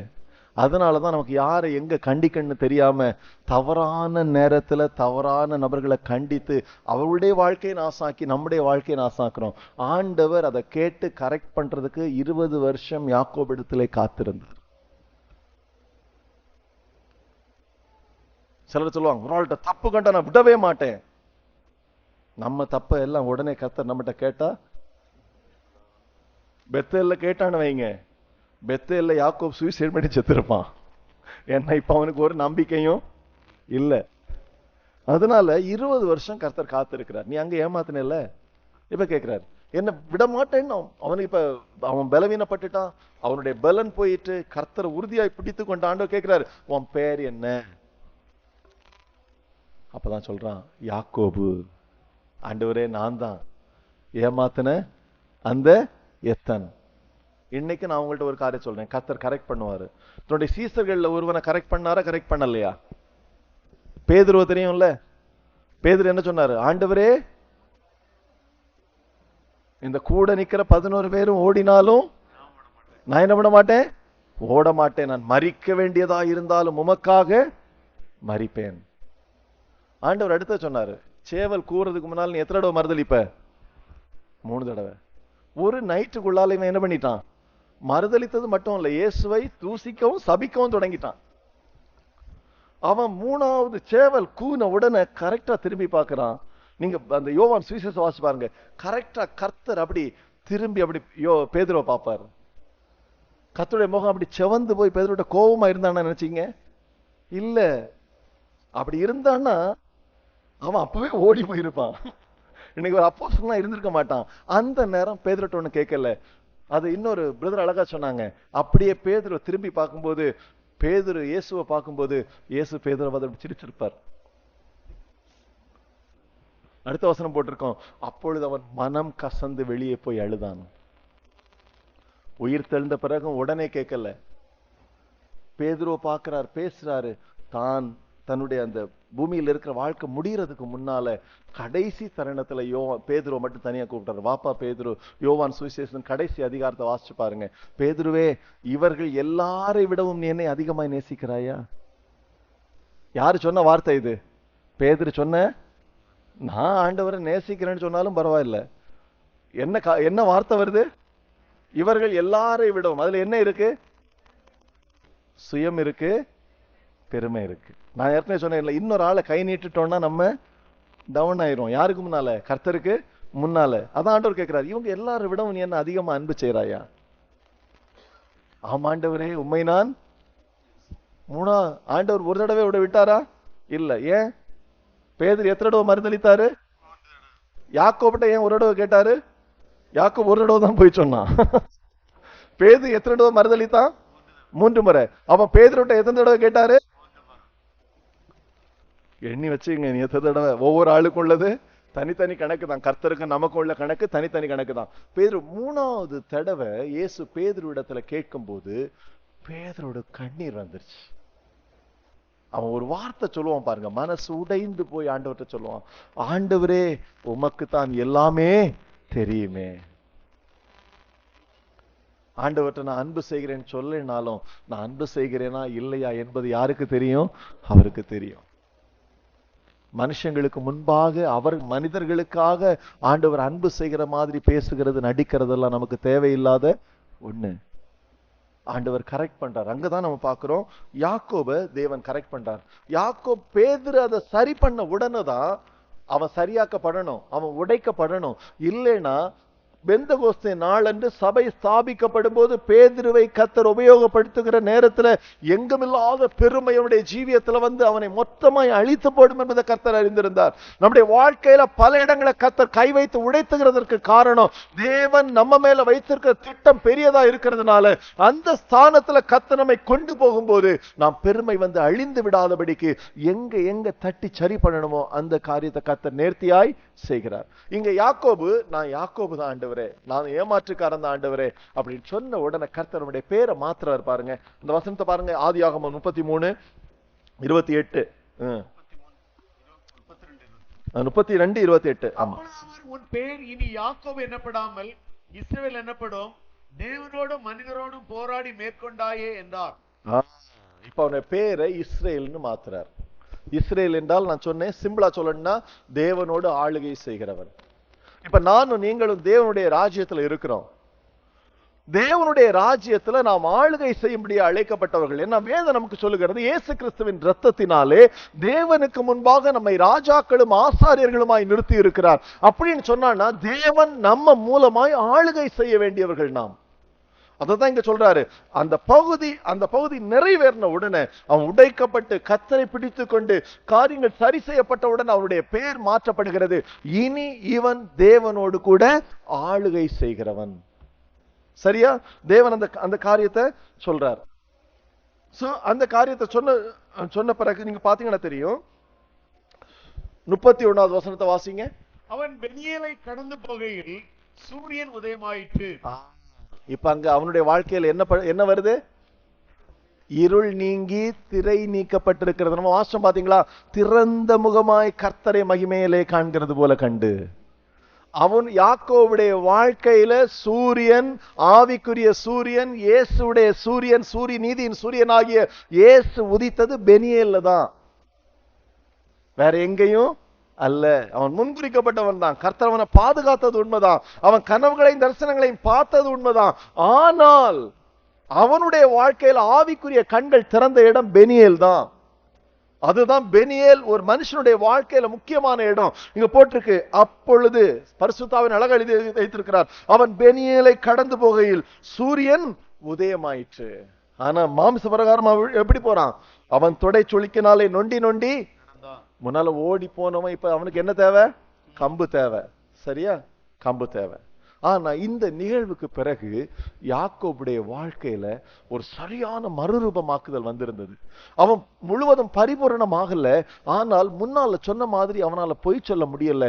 அவன் உண்மையை பேசினான். முன்னால இருந்த மாதிரி ஒரு காரியத்தை நம்ம பாக்குறோம், அந்த சேஷ்டபுத்திர பாகத்தை ஏமாத்தி எடுத்தது, அப்படி கிராப் பண்றது, உள்ள போட்டு கையை போட்டு எடுக்கிறது, எனக்கு வாக்குத்தத்தம் இருக்கு நான் எடுத்துக்கொள்வேன்னு சொன்னது, அந்த பகுதியெல்லாம் வரவே இல்லை. அவன் அப்படியே தாழ்மை உள்ளவனாய் மாறுகிறான், மனத்தாழ்மை உள்ளவனாய் மாறுகிறான், தேவனை நம்புகிறவனாய் மாறுகிறான். முன்னாலே மாதிரி ஓடி ஆடி அவனால செய்ய முடியல. தேவன் பலன் கொடுத்தால் செய்கிறவனாய் மாறுகிறான். எல்லாவற்றுக்கும் கர்த்தரை சார்ந்து கொள்ளவனாய் மாறுகிறான். விசேஷமாய் மனத்தாழ்மை உள்ளவனாய் மாறுகிறான். நான் ஒரு காரியத்தை உங்களுக்கு சொல்றேன். ஆண்டவர் நமக்குள்ளால மாற்றத்தை கொண்டு வரும்போது நம்மளால பார்க்க முடியாது. ஆனால் நம்மை சுற்றி இருக்கிறவங்க சொல்லுவாங்க, முன்னால இருந்த இவன் இப்ப எப்படி மாறி இருக்கிறான், என்னுடைய வாழ்க்கையை பாருங்க, எப்படி ஒரு மனத்தாழ்மை வந்திருக்கு, எப்படி ஒரு சாந்த குணம் வந்திருக்கு. இது இவனுடைய சுவாப இயல்பு அல்ல. இது கிறிஸ்துவாகிய அந்த நாட்டொலிவு மரத்திலிருந்து வருகிற ஜீவனின் பலத்தினால ஒரு விசுவாசிக்குள்ளால நடக்கிற ஒரு அனுபவம் இது. அதுக்கு அத்தாட்சி பாருங்க. அவன் மாறினது அவனுக்கே தெரியாது. உடனடியாக கர்த்தர் அவனை என்ன பண்றாரு? ஏசாவை சந்திக்கும்படியா என்ன பண்றாரு? வகை செய்கிறார். அப்ப அந்த ஏசாவை சந்திக்கிற நிகழ்வுல நீங்க பாத்தீங்கன்னா தெரியும். 33வது அதிகாரத்தை நீங்க வாசிச்சீங்கன்னா அதுல ஒரு காரியம் போட்டிருக்கு. 1-3 வரைக்கும் வாசிங்க பிரதர். யாக்கோபு தன் கண்களை ஏறெடுத்து, இதோ ஏசாவும் அவனோட கூட 400 மனிதரும் வருகிறதை கண்டு பிள்ளைகளை லேயாடத்திலும் ராகிலிடத்திலும் 2 பணிவிடைக்காரிகளிடத்திலும் வெவ்வேறாக பிரித்து வைத்து, பணிவிடைக்காரிகளையும் அவர்கள் பிள்ளைகளையும் முதலிலும், லேயாளையும் அவள் பிள்ளைகளையும் இடையிலும், ராகேலையும் யோசேப்பையும் கடையிலும் நிறுத்தி தான் அவர்களுக்கு முன்னாக நடந்து போய் 7 விசை தரைமட்டம் குனிந்து வணங்கி தன் சகோதரன் கிட்ட சேர்ந்தான். இதுக்கு முன்னால இருந்த யாக்கோபட்ட சுயம் நிறைய இருந்தது, தெரியும்ல. யாக்கோபு ராக்கேல சிநேகித்தானா இல்லையா? பைபிள் சொல்லுது சிநேகித்தான். ஆனா அந்த அன்புல நிறைய சுயம் இருந்தது. அந்த சுயம் எப்ப வெளிப்பட்டது?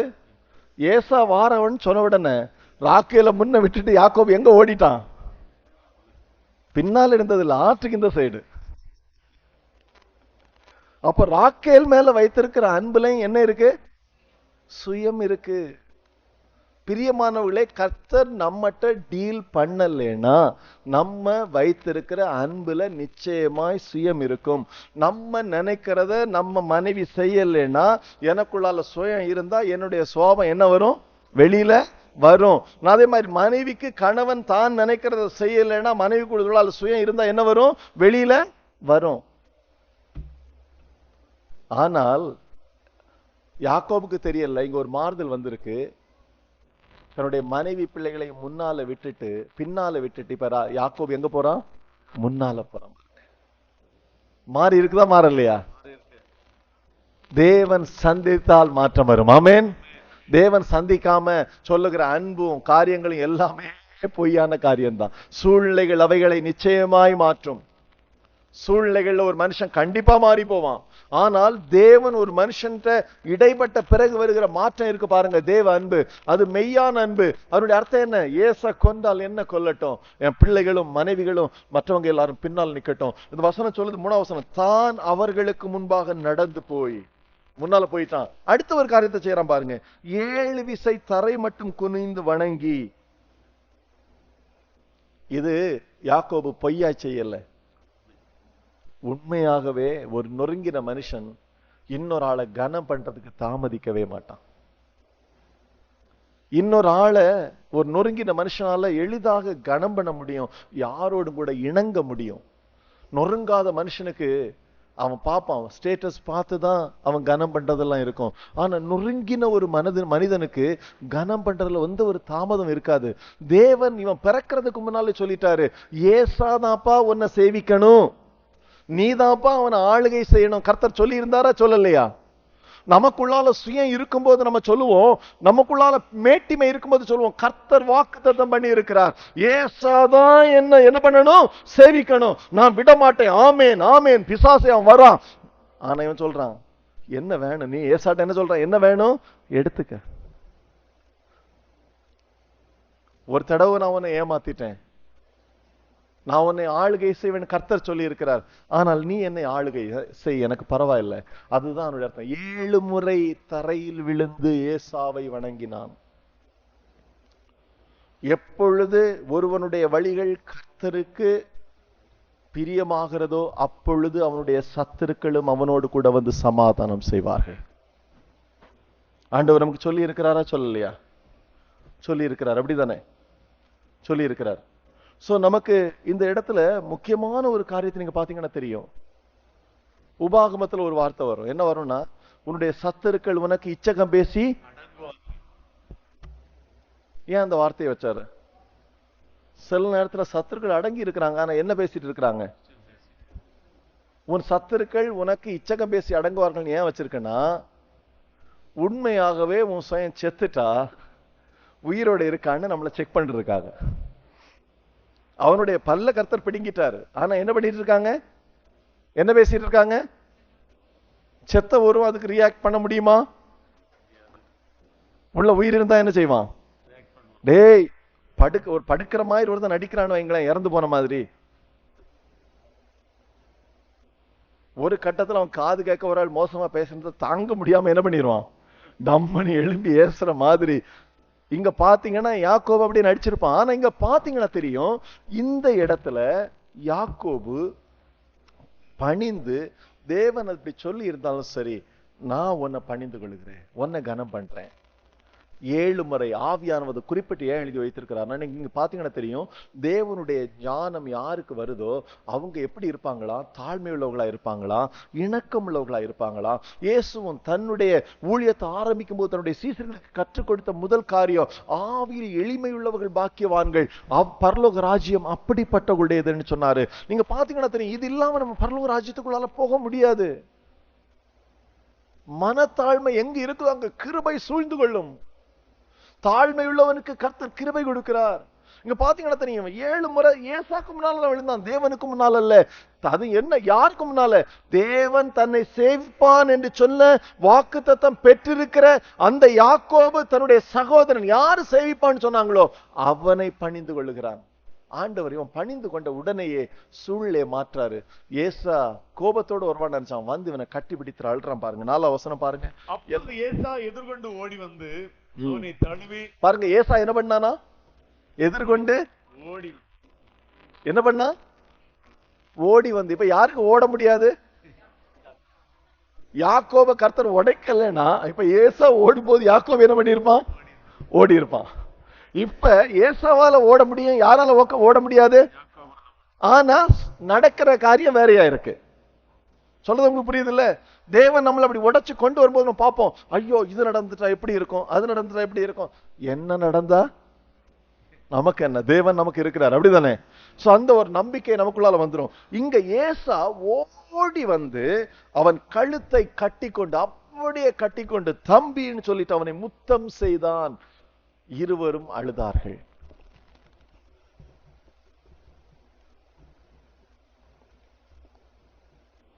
தேவன் இதை எதிர்பார்த்துட்டே இருந்தார்.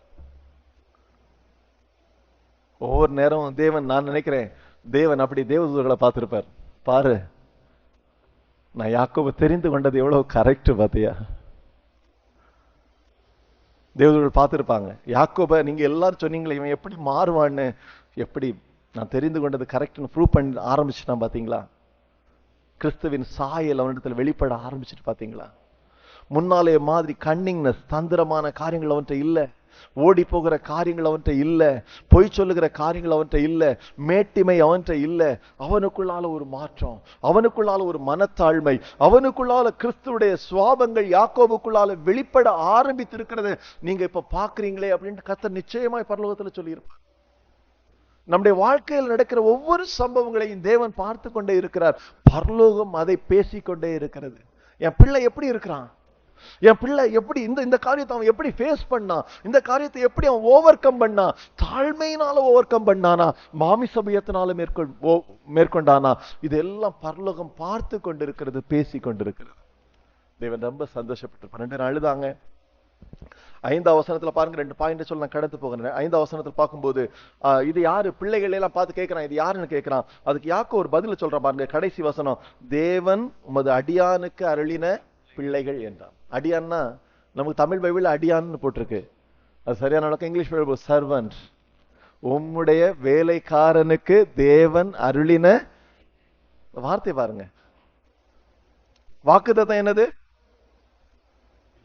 வாக்குத்தத்தம் என்னது, ஏசா யாக்கோப சேவிப்பான். ஆனா யார் யார்கிட்ட சொல்றா, யாக்கோபு ஏசாட்ட என்ன சொல்றான், உம்முடைய வேலைக்காரனுக்கு தேவன் தந்த பிள்ளைகள். இது மறுரூபமாக்குதலா இல்லையா? அப்ப நம்ம கேட்கிறோம், இந்த வாக்குத்தத்தம் என்னாச்சு? யாக்கோபுடைய மறுரூபமாக்குதல் இன்னைக்கு வரைக்கும் யாக்கோபுடைய சந்ததியில கிரியை செய்து கொண்டிருக்கிறது. ஆமென். அவருக்கு பயந்தவர்களுக்கோ 1000 தலைமுறைக்கு வரைக்கும் இரக்கம் செய்கிற கர்த்தர். சில காரியங்களை நம் வாக்குத்தத்தம் நமக்கா இருக்கும், நமக்கு தந்த மாதிரி இருக்கும், ஆனா அது தலைமுறைகளுக்கா இருக்கும். இங்க நம்ம கோட்டை விட்டா அங்க இடிக்கும், இங்க நம்ம அதை ஜெயிச்சிட்டோம்னா அங்க அது வெளிப்படும். யாக்கோபுடைய சந்ததிக்கு அது வெளிப்பட்டது. தேவன் யாக்கோபின் மூலமா இவனுடைய தலைமுறைகளை ஆசீர்வதித்தார். இவன் அங்க சொல்லல, ஆமேன் ஆமேன் கர்த்தனுக்கு வாக்குத்தத்தம் பண்ணி இருக்கிறார், அவன் நடந்து வரும்போது இயேசுவின் நாமத்துல ஏசாவே என்னை சேவின்னு சொல்லல. இன்னைக்கு நிறைய பேர் அப்படிதான் ஜெபம் பண்றாங்க. இது ஒரு பொய்யான ஜெபமும் பொய்யான வழி நடத்தலாம். கர்த்தர் நமக்கு கற்றுத் தருகிற வழி இருக்கு. இதான் ராஜ்யத்தின் வழி, இதுதான் இயேசு கிறிஸ்துடைய வழி. நானே வழின்னு சொன்னார் பாத்தீங்களா. இந்த ரகசியங்கள் இங்கதான் அடங்கி இருக்கு. அவன் சொல்றான் உம்முடைய வேலைக்காரன். திரும்பவும் சொல்றான் பாருங்க, அடுத்த ஒரு காரியத்தை சொல்லும் போது திரும்பவும் கேட்டுக்கொண்டான். 10ஆம் வசனத்துல சொல்றான், அதற்கு யாக்கோபு அப்படி அல்ல, உம்முடைய கண்களில் எனக்கு தயவு கிடைத்ததானால் என் வெகுமதியை என் கையிலிருந்து ஏற்றுக்கொள்ளும். நீர் என் மேல் பிரியமானீர், நான் உம்முடைய முகத்தை கண்டது தேவனுடைய முகத்தை கண்டது போல இருக்கிறது. நீங்க பாத்தீங்கன்னா தெரியும், நீங்க ஆண்டவருக்குள்ளால மறுரூபமாக ஆக நீங்க எதை பார்த்தாலும் அங்க கர்த்தர் தெரிவார். அதனுடைய உச்சபட்சம் உங்களுடைய சத்துருக்களா இருக்கிறவர்களை நீங்க பாப்பீங்க, அங்க கர்த்தர் தெரிவார். இது அற்புதமா இருக்காதா இல்லையா? இது மாதிரி ஒரு வாழ்க்கை இல்லைன்னு நான் சொல்றேன். உங்களுக்கு சத்துருக்களே இருக்க மாட்டாங்க, சத்துருக்களை பாப்பீங்க, அங்க கர்த்தர் நிப்பார். சூழ்நிலையை பாப்பீங்க, கர்த்தர் நிப்பார். எங்க பார்த்தாலும் எதை பார்த்தாலும் அங்க நீங்க கர்த்தரை பார்க்கிறவர்களாய் மாறுவீங்க. ஏசா பார்த்து யாக்கோபு சொல்றான், உம்முடைய முகத்தை கண்டது தேவனுடைய முகத்தை கண்டது போல இருக்கிறது. இதுதான் மறுரூபமாகுதல்ல நமக்கு வரக்கூடிய அற்புதமான ஒரு வாழ்க்கை. ஆனாலும் ஏசா சொல்றான், எனக்கு நிறைய ஐஸ்வர்யம் இருக்கு. ஏசா அங்க பஞ்ச பாட்டுல இருக்குல்ல, அது ஒரு தேசம். அப்பவே கர்த்தர் சொல்றார் 2 நேஷன்ஸ்ன்றாரு.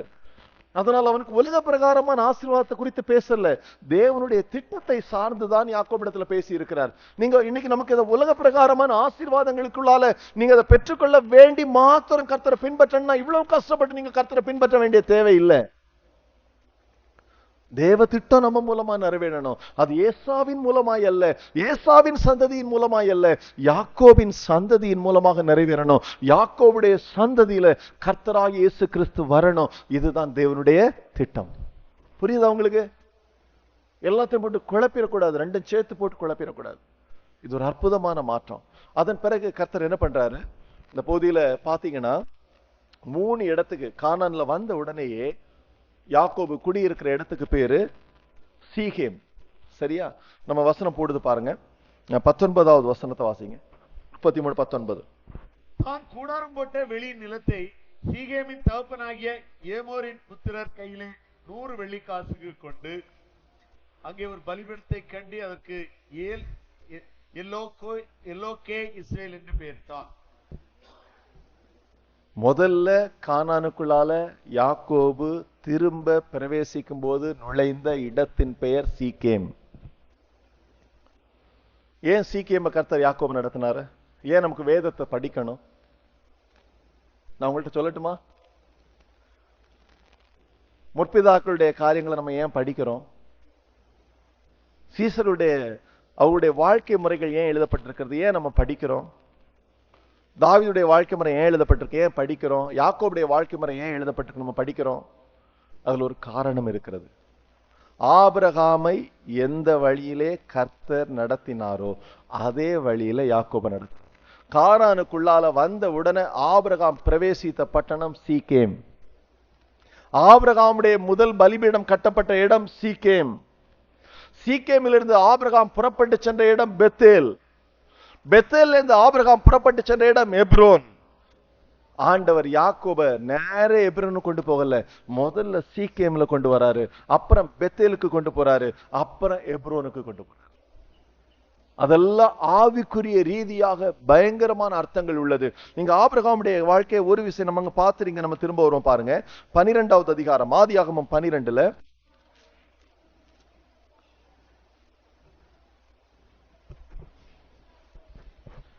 6வது வசனம் 12:6. ஆபிரகாம் இந்த தேசத்தில் சுற்றி திரிந்து சீகேம் என்னும் இடத்துக்கு சமீபமான மோரி என்னும் சமபூமி மட்டும் வந்தார். ஆபிரகாம் கானானில் பிரவேசித்த போது முதல்ல நுழைந்த இடம் சீகேம். கர்த்தர் அங்க அவனுக்கு பேசுறாரு. கீழே நீங்க பாத்தீங்கன்னா தெரியும், காலத்துல கானான் இறங்க இருக்கிறாங்க.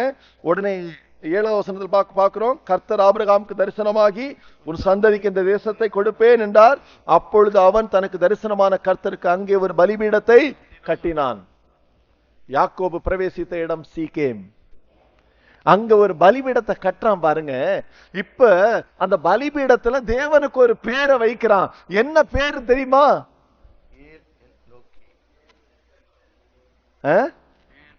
சீகேம்ல வரும்போது என்ன பேரை வைக்கிறான்? El Elohe Israel. அதோடைய மீனிங் என்னது? Mighty one of Israel. நம்ம வழக்கமா சொல்லுவோம்ல, இதுவரைக்கும் சொல்லுவோம் ஆபிரகாமின் தேவன் ஈசாக்கின் தேவன் மட்டும்தான் இஸ்ரேலுக்கு தெரியும். இப்ப சொல்றான் இஸ்ரேலின் வல்லமையுள்ள தேவன்.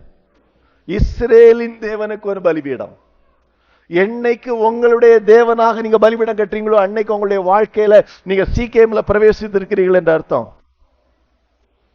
இன்னொரு ஆளை பேரை காட்டி அந்த ஆளை வச்சு நான் பலிபீடம் கட்டிட்டு இருக்கேன்னு நீங்க சொல்லக்கூடாது. என்னைக்கு கர்த்தர் உங்களை சீகேம்ல கொண்டு வராரோ அன்னைக்கு நீங்க சொல்லுவீங்க, இவர் என்னுடைய தேவன், இவர் என் தேவனாகிய கர்த்தர், இவரை அல்லாமல் எனக்கு வேற ஒரு தெய்வம் இல்லை. El Elohe Israel. இன்னைக்கு நம்ம ஒரு பலிபீடம் கட்டினா அந்த சீகேம்ல என்ன சொல்லுவோம்? எல் எலோகே இஸ்ரேல் சொல்லுவோமா? இல்லைன்னா என்ன சொல்லுவோம்? நான் பலிபீடம் கட்டினா என்ன சொல்லுவேன்னு தெரியும்ல? எல் எலோகே கிங்ஸ்லின்னு சொல்லு. சரிதானா? அப்ப நீங்க உங்களுடைய தேவன் ஒரு உறுதிப்பாடு வரணும். அந்த உறுதிப்பாடு இன்னொரு ஊழியக்காரன் போய் ஜெபம் பண்ணாதான் அவன் பார்த்து சொன்னாதான் வரும்னு சொன்னா நீங்க சீக்கிரமே வரல. You are out of order. சீகேம்ல வரும்போது நீங்க பாத்தீங்கன்னா தெரியும், என்னுடைய தேவனுக்கு நான் பலிபீடத்தை கட்டுவேன். எல் எலோகே இஸ்ரேல், இது இஸ்ரேலின் தேவன். கானான்ல வந்து எடுத்து வைக்கும் போது ஒரு ஒரு மறுரூபமாக்கப்பட்டிருக்கிற ஒரு மனுஷனுக்கு யாக்கோபு என்ற பேரு நீங்க பாத்தீங்கன்னா தெரியும். ஆண்டவர் அவனை சந்தித்த பிறகு யாக்கோபு இஸ்ரேல் மாறி மாறி வரும்.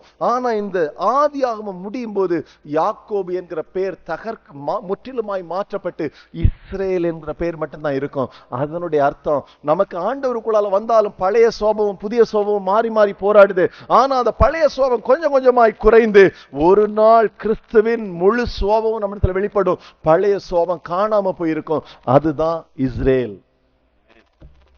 சீகேம்ல ஆண்டவருக்கு பலிபீடத்தை கட்டுறான். சீகேம் என்றால் சோல்டர்னு அர்த்தம். இல்லைன்னா சொல்லுவோம்ல, கர்த்தருடைய புயம், கர்த்தருடைய வல்லமை அவனை சந்திக்கும்.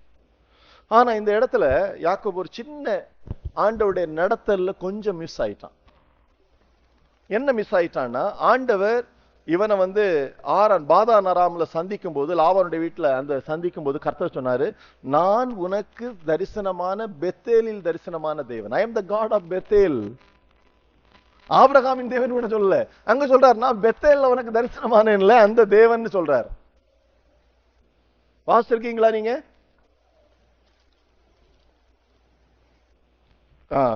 ஆதியாகமம் 31:13 31:13 பாருங்க. நீ தூணுக்கு அபிஷேகம் செய்து எனக்கு ஒரு பொருத்தனையை பண்ணின பெத்தேலிலே உனக்கு தரிசனமான தேவன் நானே. எப்படி இன்ட்ரோடியூஸ் பண்றாரு கர்த்தர்?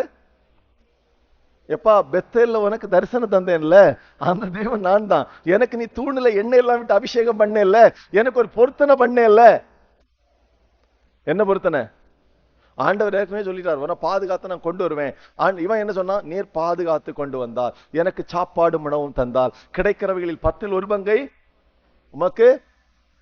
நமக்கு ரொம்ப நீதிமானா போகிறதுனால நமக்கு ஒரு வாய்ப்பு கிடைச்சா ஒரு ஆளை கரெக்ட் பண்றதுல ரொம்ப ஸ்பீடு நமக்கு. கர்த்தர் அதெல்லாம் கரெக்ட் பண்ணல, தானா கரெக்ட் ஆகட்டும்னு விட்டுட்டு. ஆனா ஒன்ன மட்டும் ஞாபகப்படுத்துறாரு. என்ன ஞாபகப்படுத்துறாரு? பெத்தேல்ல நீ பார்த்தேல்ல, பெத்தேல்ல நான் உனக்கு நீ தரிசனமானேன்ல, அந்த தேவன் தானா. நீ தூணுக்கு அபிஷேகம் பண்ணல, ஆண்டவர் ஞாபகப்படுத்துற மாதிரி இருக்கா? நீ பொருத்தனை பண்ணல, அந்த தேவன் தான். இப்ப எழும்பி நீ கிளம்பு, பெத்தேலின் தேவன் உனக்கு சொல்லுகிறேன் கிளம்பு. எங்க? பெத்தேலுக்கு கிளம்பு. இப்ப சீகேம்ல வந்தான், சீகேம் தற்காலிகமான கூடாரம். ஆனால் இவன் ஒரு தப்பு பண்ணிட்டான். சீகேம்ல சொந்தமா இடம் வாங்கி வீடெல்லாம் கட்டி, இடம் எல்லாம் வாய்ப்புகள் உலக பிரகாரமான வசதிகள் சரியா இருந்தோன்னு அங்க தங்கிட்டான்.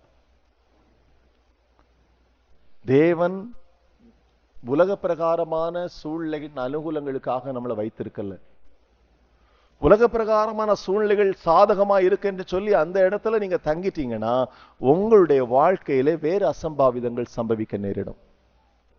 இவன் கொஞ்ச நாள் தான் அங்க தங்கணும், கொஞ்ச நாள்ல அவன் பெத்தேலுக்கு கிளம்பணும். அது கர்த்தருடைய ஒரு பகுதி. கானானுக்கு உள்ளால வந்துட்டான். சீகேம் ஆபிரகாம் முதல் பலிபீடம் கட்டினான். அடுத்த வசனம் அங்க போட்டிருக்கோம், ஆபிரகாமுக்கு அங்கிருந்து பெத்தேலுக்கு போனான்னு போட்டிருக்கோம். ஆனா இவன் இங்க வீடை கட்டி இங்க தங்கிட்டான். என்ன ஆயிட்டு? சீகேமிலே யாக்கோபுடைய மகள் தீனாள் வெளியில போன போது நடக்கக்கூடாத காரியங்கள் யாக்கோபுடைய வாழ்க்கையில் நடந்தது. யாக்கோபுடைய இருதயத்தை உடைத்த காரியங்கள். இது நடந்திருக்க வேண்டிய தேவையில்லை, ஆனால் அங்கு நடந்தது. அதன் நிமித்தம் யாக்கோபுடைய 2 பிள்ளைகள் சிமியோனும் லேவியும் போய் அந்த பட்டணத்தார் எல்லாரையும் வெட்டி கொண்டு ஒரு பெரிய ஒரு கலவர பூமியாய் மாறிட்டு. யாக்கோபு பழைய யாக்கோபு அல்ல. அவன் ரொம்ப இரக்க சுவாபம் உள்ளவனும், அவன் ரொம்ப சாந்த குணம் உள்ளவனும், பொறுமை உள்ளவனும், நிதானம் உள்ளவனுமாய் மாறிட்டான். இதை அவன் அங்கீகரிக்கவே இல்லை. தன்னுடைய பிள்ளைகள் செய்ததை அவன் அங்கீகரிக்கவே இல்லை. தவறு நடந்தது உண்மைதான், ஆனால் நீங்க செஞ்ச காரியத்தினால குடும்பமே அழிந்து போகக்கூடிய ஒரு சூழ்நிலை இருக்குதே என்று அவர்களிடத்தில் அவன் வருத்தப்பட்டதை நமக்கு அந்த அதிகாரங்களை தொடர்ந்து வாசிக்க முடியும். காரணம், அவன் சீகேமிலே நிரந்தரமாய் தங்க வேண்டும் என்று தங்கினதுதான் பிரச்சனை. அவங்கள்ட்ட ஒண்ணு சொல்றேன், கர்த்தர் உங்களை எங்க வைத்திருக்க வேண்டும் என்று விரும்புகிறாரோ அங்க நீங்க இருக்க பழகுங்க. உங்களுக்கு எல்லாம் அனுகூலமா இருக்கிற இடத்துல நீங்க போனீங்கன்னா உங்க குடும்பங்களை நீங்க இழக்க வேண்டியது வரும். இதே சூழ்நிலை ஆபிரகாமுடைய நாட்கள் நடந்தது. சோதோம் செழிப்பா இருந்தது, கர்த்தருடைய தோட்டம் போல இருந்தது. அங்கு லோத்து தன்னுடைய பிள்ளைகளும் குடும்பத்தோடு போய் தங்கினான். லோத்துடைய பிள்ளைகள் சோதோமின் கலாச்சாரத்தை கற்றுக்கொண்டு அதுல கர்த்தர் அந்த குடும்பத்தை காப்பாற்றின பிறகும் அதனுடைய ஆவி அந்த குடும்பத்துல கிரியை செய்ததுனால 2 சபிக்கப்பட்ட சந்ததியை பெற்றுக்கொண்டார்கள் என்பதை நம்ம பார்க்கிறோம். சீகேம்ல யாக்கோபுக்கு ஒரு பெரிய அடி, ரொம்ப துக்கம். யாக்கோபு எதிர்பார்க்கவே இல்லை. யாக்கோபு உடைந்து போயிட்டான். ஆனாலும் ஒண்ணு தெரியும், எவ்வளவு துக்கம் வந்தாலும் சரி, இப்ப அவன் தேவனை தன்னுடைய பலனாய் பிடித்திருக்கிறதுனால அந்த ஆறுதலின் தேவன் அவனை ஆறுதல் படுத்தி பலப்படுத்தி சரிப்படுத்தி சரியான வழியில நடத்த வல்லமை உள்ளவராய் இருக்கிறார். இங்கதான் இயேசு சொன்னார், இரண்டாவது மத்தேயு 5 வரும்போது இரண்டாவது காரியம், முதல்ல ஆவியில் எளிமை உள்ளவர்கள் பாக்கியவான்கள், பரலோக ராஜ்யம் அவர்களுடையது. இரண்டாவது சொன்னார், துயரப்படுகிறவர்கள் பாக்கியவான்கள், அவர்கள் ஆறுதல் அடைவார்கள்.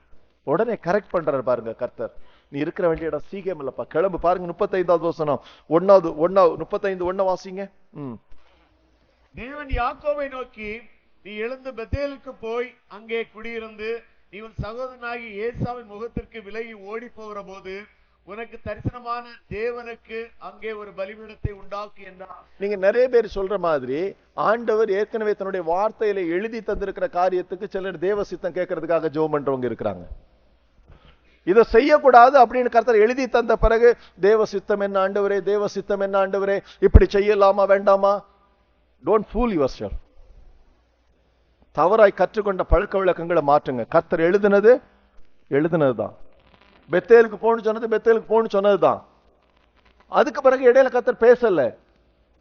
நீங்க நினைக்கிற மாதிரி நீங்க தப்பு செய்யும் போதெல்லாம் கர்த்தர் தடுப்பார்னு நினைக்காதீங்க. இங்கதான் தேவன் உங்களுக்கு சொன்ன வார்த்தைகளை கவனமாய் கேட்டு நீங்க நடக்க பழகணும். இப்ப திரும்ப கர்த்தர் யாக்கோப்ட சொல்றாரு, நீ எழுப்பி எங்க போ, பெத்தேலுக்கு போ, அங்க போய் ஒரு பலிபீடத்தை கட்டு அப்படின்னு சொல்றாரு. ஆனால் பெத்தேலுக்கு போக வேண்டும் என்றால், பெத்தேல் என்றால் அர்த்தம் என்ன? தேவனுடைய வீடு. பாருங்க எங்க இது எப்படி கொண்டு வராருன்னு. அங்கிருந்து அப்படியே கொண்டு வந்து தேவனுடைய வீட்டுக்கு கொண்டு வர்றதுக்கு முன்னால அவருடைய சீக்கேம்ல ஏன் கொண்டு வந்தார்? அவருடைய வல்லமையுள்ள புயம் தேவனுக்கு மாறான விக்கிரகங்களை எல்லாம், அவனுடைய இருதயத்துல வாழ்க்கையில் இருக்கிற விக்கிரகங்களை எல்லாம் அகற்றினால் மட்டுமே அவனால் தேவனுடைய வீடாகிய பெத்தேல்ல பிரவேசிக்க முடியும். ஆனா கர்த்தர் எப்பொழுது பெத்தேல்ல தரிசனமானாரோ, கர்த்தருடைய புயம் உன்னை அழைத்திருந்தா நிச்சயமா உன்னுடைய வாழ்க்கையில் இருக்கிற எந்த விக்கிரகத்தை அது மாற்றி போடும். எனவே நீங்க பாத்தீங்கன்னா தெரியும், கர்த்தர் பெத்தேல் போன்னு சொன்னாரு, இவருக்கு பாருங்க அடுத்த வெளிப்பாடு உண்டாயிற்று. 2-3 வசனத்தை பாருங்க. அப்பொழுது யாக்கோபு தன் வீட்டாரையும் தன்னுடைய கூட இருந்த மற்ற அனைவரையும் நோக்கி, உங்களிடத்தில் இருக்கிற அந்நிய தெய்வங்களை விலக்கி போட்டு உங்களை சுத்தம் பண்ணி கொண்டு உங்கள் வஸ்திரங்களை மாற்றுங்கள், நாம் எழுந்து பெத்தேலுக்கு போவோம் வாருங்கள். எனக்கு ஆபத்து நேரிட்ட நாளிலே என் விண்ணப்பத்துக்கு உத்தரவு அருளி செய்து நான் நடந்த வழியிலே என்னோட கூட இருந்த தேவனுக்கு அங்கே ஒரு பலிபீடத்தை உண்டாக்குவேன் என்றான். அடுத்த வசனம். அப்பொழுது அவர்கள் தங்கள் கையில் இருந்த எல்லா அந்நிய தெய்வங்களையும் தங்கள் காதணிகளை யாக்கோபினிடத்தில் கொண்டு வந்தார்கள். யாக்கோபு அவைகளை சீகேம் ஊரருகே இருந்த ஒரு கார்வாலி மரத்தின் கீழே புதைத்து போட்டான். அப்ப என்ன இருந்தது? யாக்கோபுடைய குடும்பத்துல என்ன இருந்தது? அந்நிய தெய்வங்களும் விக்கிரகங்களும் இருந்தது. ஆனா ஆண்டவரால் தெரிந்து கொள்ளப்பட்ட ஒரு குடும்பம், கர்த்தரால தெரிந்து கொள்ளப்பட்ட குடும்பம். ஆனா இன்னும் என்ன இருக்கு? நியூராலஜியும் ஜோசியம் பார்க்கறதும் இருக்கு, இன்னும் நாள் குறிக்கிறது இருக்கு, இன்னும் நல்ல நேரம் பார்க்கறது இருக்கு, இன்னும் கெட்ட நேரமும் யமகண்டமும் ராகு காலம் பார்க்கறதும் இருக்கு. இதெல்லாம் அந்நிய தெய்வங்கள். அவன் செய்யறான் 40 நாள்ல இருந்து ரேசி, இவனும் செய்யணும்னு சொல்றான். அந்நிய தெய்வங்கள். இதெல்லாம் நீ கர்த்தரை சந்திக்கணும்னா, எங்கேயாவது போய் ஆராதிச்சுட்டு போகணும்னா எங்க வழியில இருந்து ஆராதிச்சுட்டு போக வேண்டியது. வேற எந்த தெய்வத்தை நீ ஆராதிக்கிறான்னு உனக்கே தெரியாது. ஆனா பெத்தேலுக்கு போக வேண்டும் என்றால் உன்னுடைய வாழ்க்கையில் இருக்கிற அந்நிய தெய்வங்களை நீ மாற்றணும், உன்னிடத்தில் இருக்கிற விக்கிரகங்களை நீ மாற்றணும். தேவனுடைய ஸ்தானத்துல எவைகளை வைத்திருக்கிறாயோ அவைகளை மாற்றினால் மட்டுமே தேவனுடைய மெய்யான வீட்டுக்கு உன்னால போக முடியும். அது வரைக்கும் முன்னால பிரவேசிக்க முடியாது. ஆனா இவங்க உடனே கலட்டிட்டாங்க, அந்நிய தெய்வங்களை மாற்றாங்க. அந்த காதணிகள்லாம் அந்த தெய்வங்களுக்கு ரிலேட்டடான ஒரு காரியம், அதைத்தான் சொல்லப்பட்டிருக்கிறது. இன்னொரு காரியத்தோட தெய்வங்களோட தொடர்புள்ள காரியங்களை நமக்கு செய்யக்கூடாதுன்னு சொன்னா நிறைய பேருக்கு புரியவே மாட்டேங்குது. ஆண்டவர் உங்களுக்கு வெளிச்சம் தருவாராக. நீங்க பாத்தீங்கன்னா தெரியும், எல்லாத்தையும் எடுத்து ஒரு கர்வாலி மரத்துல ஒரு குழியை வெட்டினா, போட்டான், மூடினான், போயிட்டான். யாக்கோபு என்ன சொல்லல? யாக்கோபு ஒருவேளை யாக்கோபுடைய வீட்டுல மனைவியில பிள்ளைச்சான், அப்பா தங்கம். என்னது? அப்பா தங்கம். ஒருவேளை யாக்கோபுடைய ஒரு மனைவி சொல்லிருக்கலாம், எவ்வளவு கஷ்டப்பட்டு ஆசையா வாங்கி வச்சிருக்கேன், இத கருவாலி மரத்துக்களை கீழே போட்டுட்டு புதைச்சிட்டு போறீங்களே. யாக்கோபு என்ன சொல்லியிருப்பான்? ஒண்ணு சொல்லியிருக்க மாட்டான். என்ன இப்ப யாரும் இங்கதான் நீங்க சகோதரர்களே ஒரு காரியத்தை புரிந்து கொள்ளுங்க. குடும்ப வாழ்க்கையில் இருக்கிற கனவுகள் ஒரு காரியத்தை புரிந்து கொள்ளுங்க. நீங்க மறுரூபமாகி கர்த்தருடைய சாயல் உங்களை வெளிப்பட ஆரம்பிக்கும் போது தேவனுடைய வழிகளை நீங்கள் சொல்ல சொல்ல உங்களுடைய மனைவிகள் உங்களுக்கு அப்படியே கீழ்ப்படிவார்கள். இது ஒரு தேவ ரகசியம். யாராவது ஏத்து சொன்னாங்களா?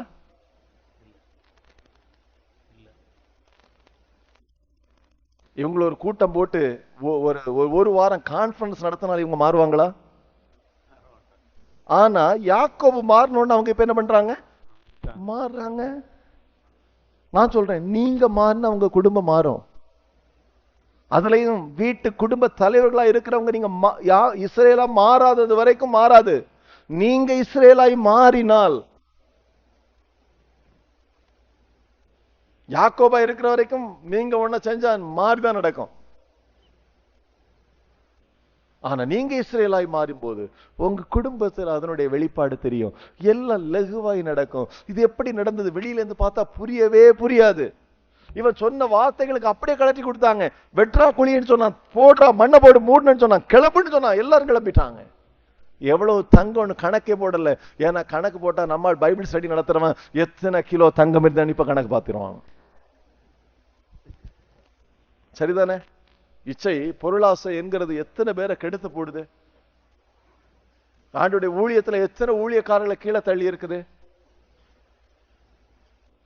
நாங்க முன்னால் ஊழியம் பண்ணல ஒரு அம்மா வந்து சொன்னாங்க, இப்படி ஒரு தவறான இடத்துல இருந்து எங்களுக்கு கொஞ்சம் ரூபாய் வந்துட்டு கொஞ்சம் மணி வந்துட்டு நாங்க என்ன செய்யணும்னு தெரியல.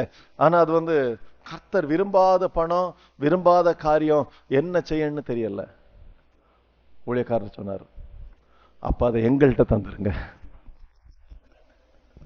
யார்கிட்ட தந்துருங்க? நான் சொல்றேன், கிறிஸ்துவ பின்பற்றுங்க, மனுஷனை பின்பற்றாதீங்க. கிறிஸ்துவ தேவ ஊழியக்காரன்ல பாத்தீங்கன்னா அந்த ஊழியக்காரனை பின்பற்றுங்க. பவுல் சொல்றாரு, நான் கிறிஸ்துவை பின்பற்றுகிறது போல, அவரை பின்பற்றுன்னு சொல்லல, நான் கிறிஸ்துவை பின்பற்றுகிறது போல நீங்களும் என்ன பண்ணுங்க, என்னை போல கிறிஸ்துவை பின்பற்றுங்கள். கிறிஸ்து வெளிப்படணும். கிறிஸ்து வெளிப்பட்டா there should be a transformation, there should be a change in the family. குடும்பம் மாறும், மனைவிகள் மாறுவாங்க, பிள்ளைகள் மாறுவாங்க, நடக்கும் காரியங்கள் நடக்கும். தேவன் செய்ய உண்மை உள்ளவர். அதே மாதிரி தான் ஒருவேளை ரட்சிக்கப்படாத மனைவி கணவர்கள் இருப்பாங்க, மனைவிகள் வந்து இருக்கிறீங்க, உங்களுடைய மறுரூபமாக்குதல் அங்க பாதிப்பை உண்டு பண்ணும். உங்களுடைய தேவனுடைய ஆளுகை, நீங்க சொல்றீங்க இப்ப மறுரூபமாக்கும் போது தேவனோ கூட சேர்ந்து ஆளுகை செய்றீங்க. உங்களுடைய கணவன் மேல கர்த்தர் ஆளுகையை கொண்டு வந்து அவரை உங்கள் பட்சமாய் திருப்புகிற ஒரு காரியத்தை கர்த்தர் செய்வார். சரியா? எனவே தேவன் அதை நேர்த்தியா செய்யற. இங்க பாத்தீங்கன்னா தெரியும், அதை பண்ணிட்டாங்க. இப்ப 5வது வசனத்துல போட்டிருக்கு, இத பண்ணின உடனே பாருங்க, யாக்கோபு யாரை கண்டு பயந்தானோ, சீக்கேம்ல உள்ள ஜனங்களுக்கு, அவங்க எல்லாரும் நிறைய பிரச்சனை நடந்துட்டுல பயந்திருந்த யாக்கோபு இங்க கர்த்தர் சொல்றாரு, இத பண்ற உடனே கர்த்தர் ஒரு காரியத்தை சொல்றார். 5வது வசனம் பாருங்க. பின்பு பிரயாணம் புறப்பட்டார்கள். அவர்களை சுற்றிலும் இருந்த பட்டணத்தாருக்கு தேவனால் பயங்கரம் உண்டானதினால் அவர்கள் யாக்கோபின் குமாரை பின்தொடராதிருந்தார்கள். பாருங்க, நம்ம தேவனுக்குள்ளால சரியாகும் போது நம்மளை சுற்றிலும் நம்முடைய சத்துருக்களுக்கு கர்த்தர் பயங்கரத்தை உண்டு பண்ணுவார். முன்னால எல்லாம் எங்களுக்கு பிசாசு துரத்துறது ஜாலியா இருந்தது. ஆனா ஒரு கட்டம் வரும்போது எங்களுக்கு எப்படி இருந்தது? வேதனையா இருந்தது.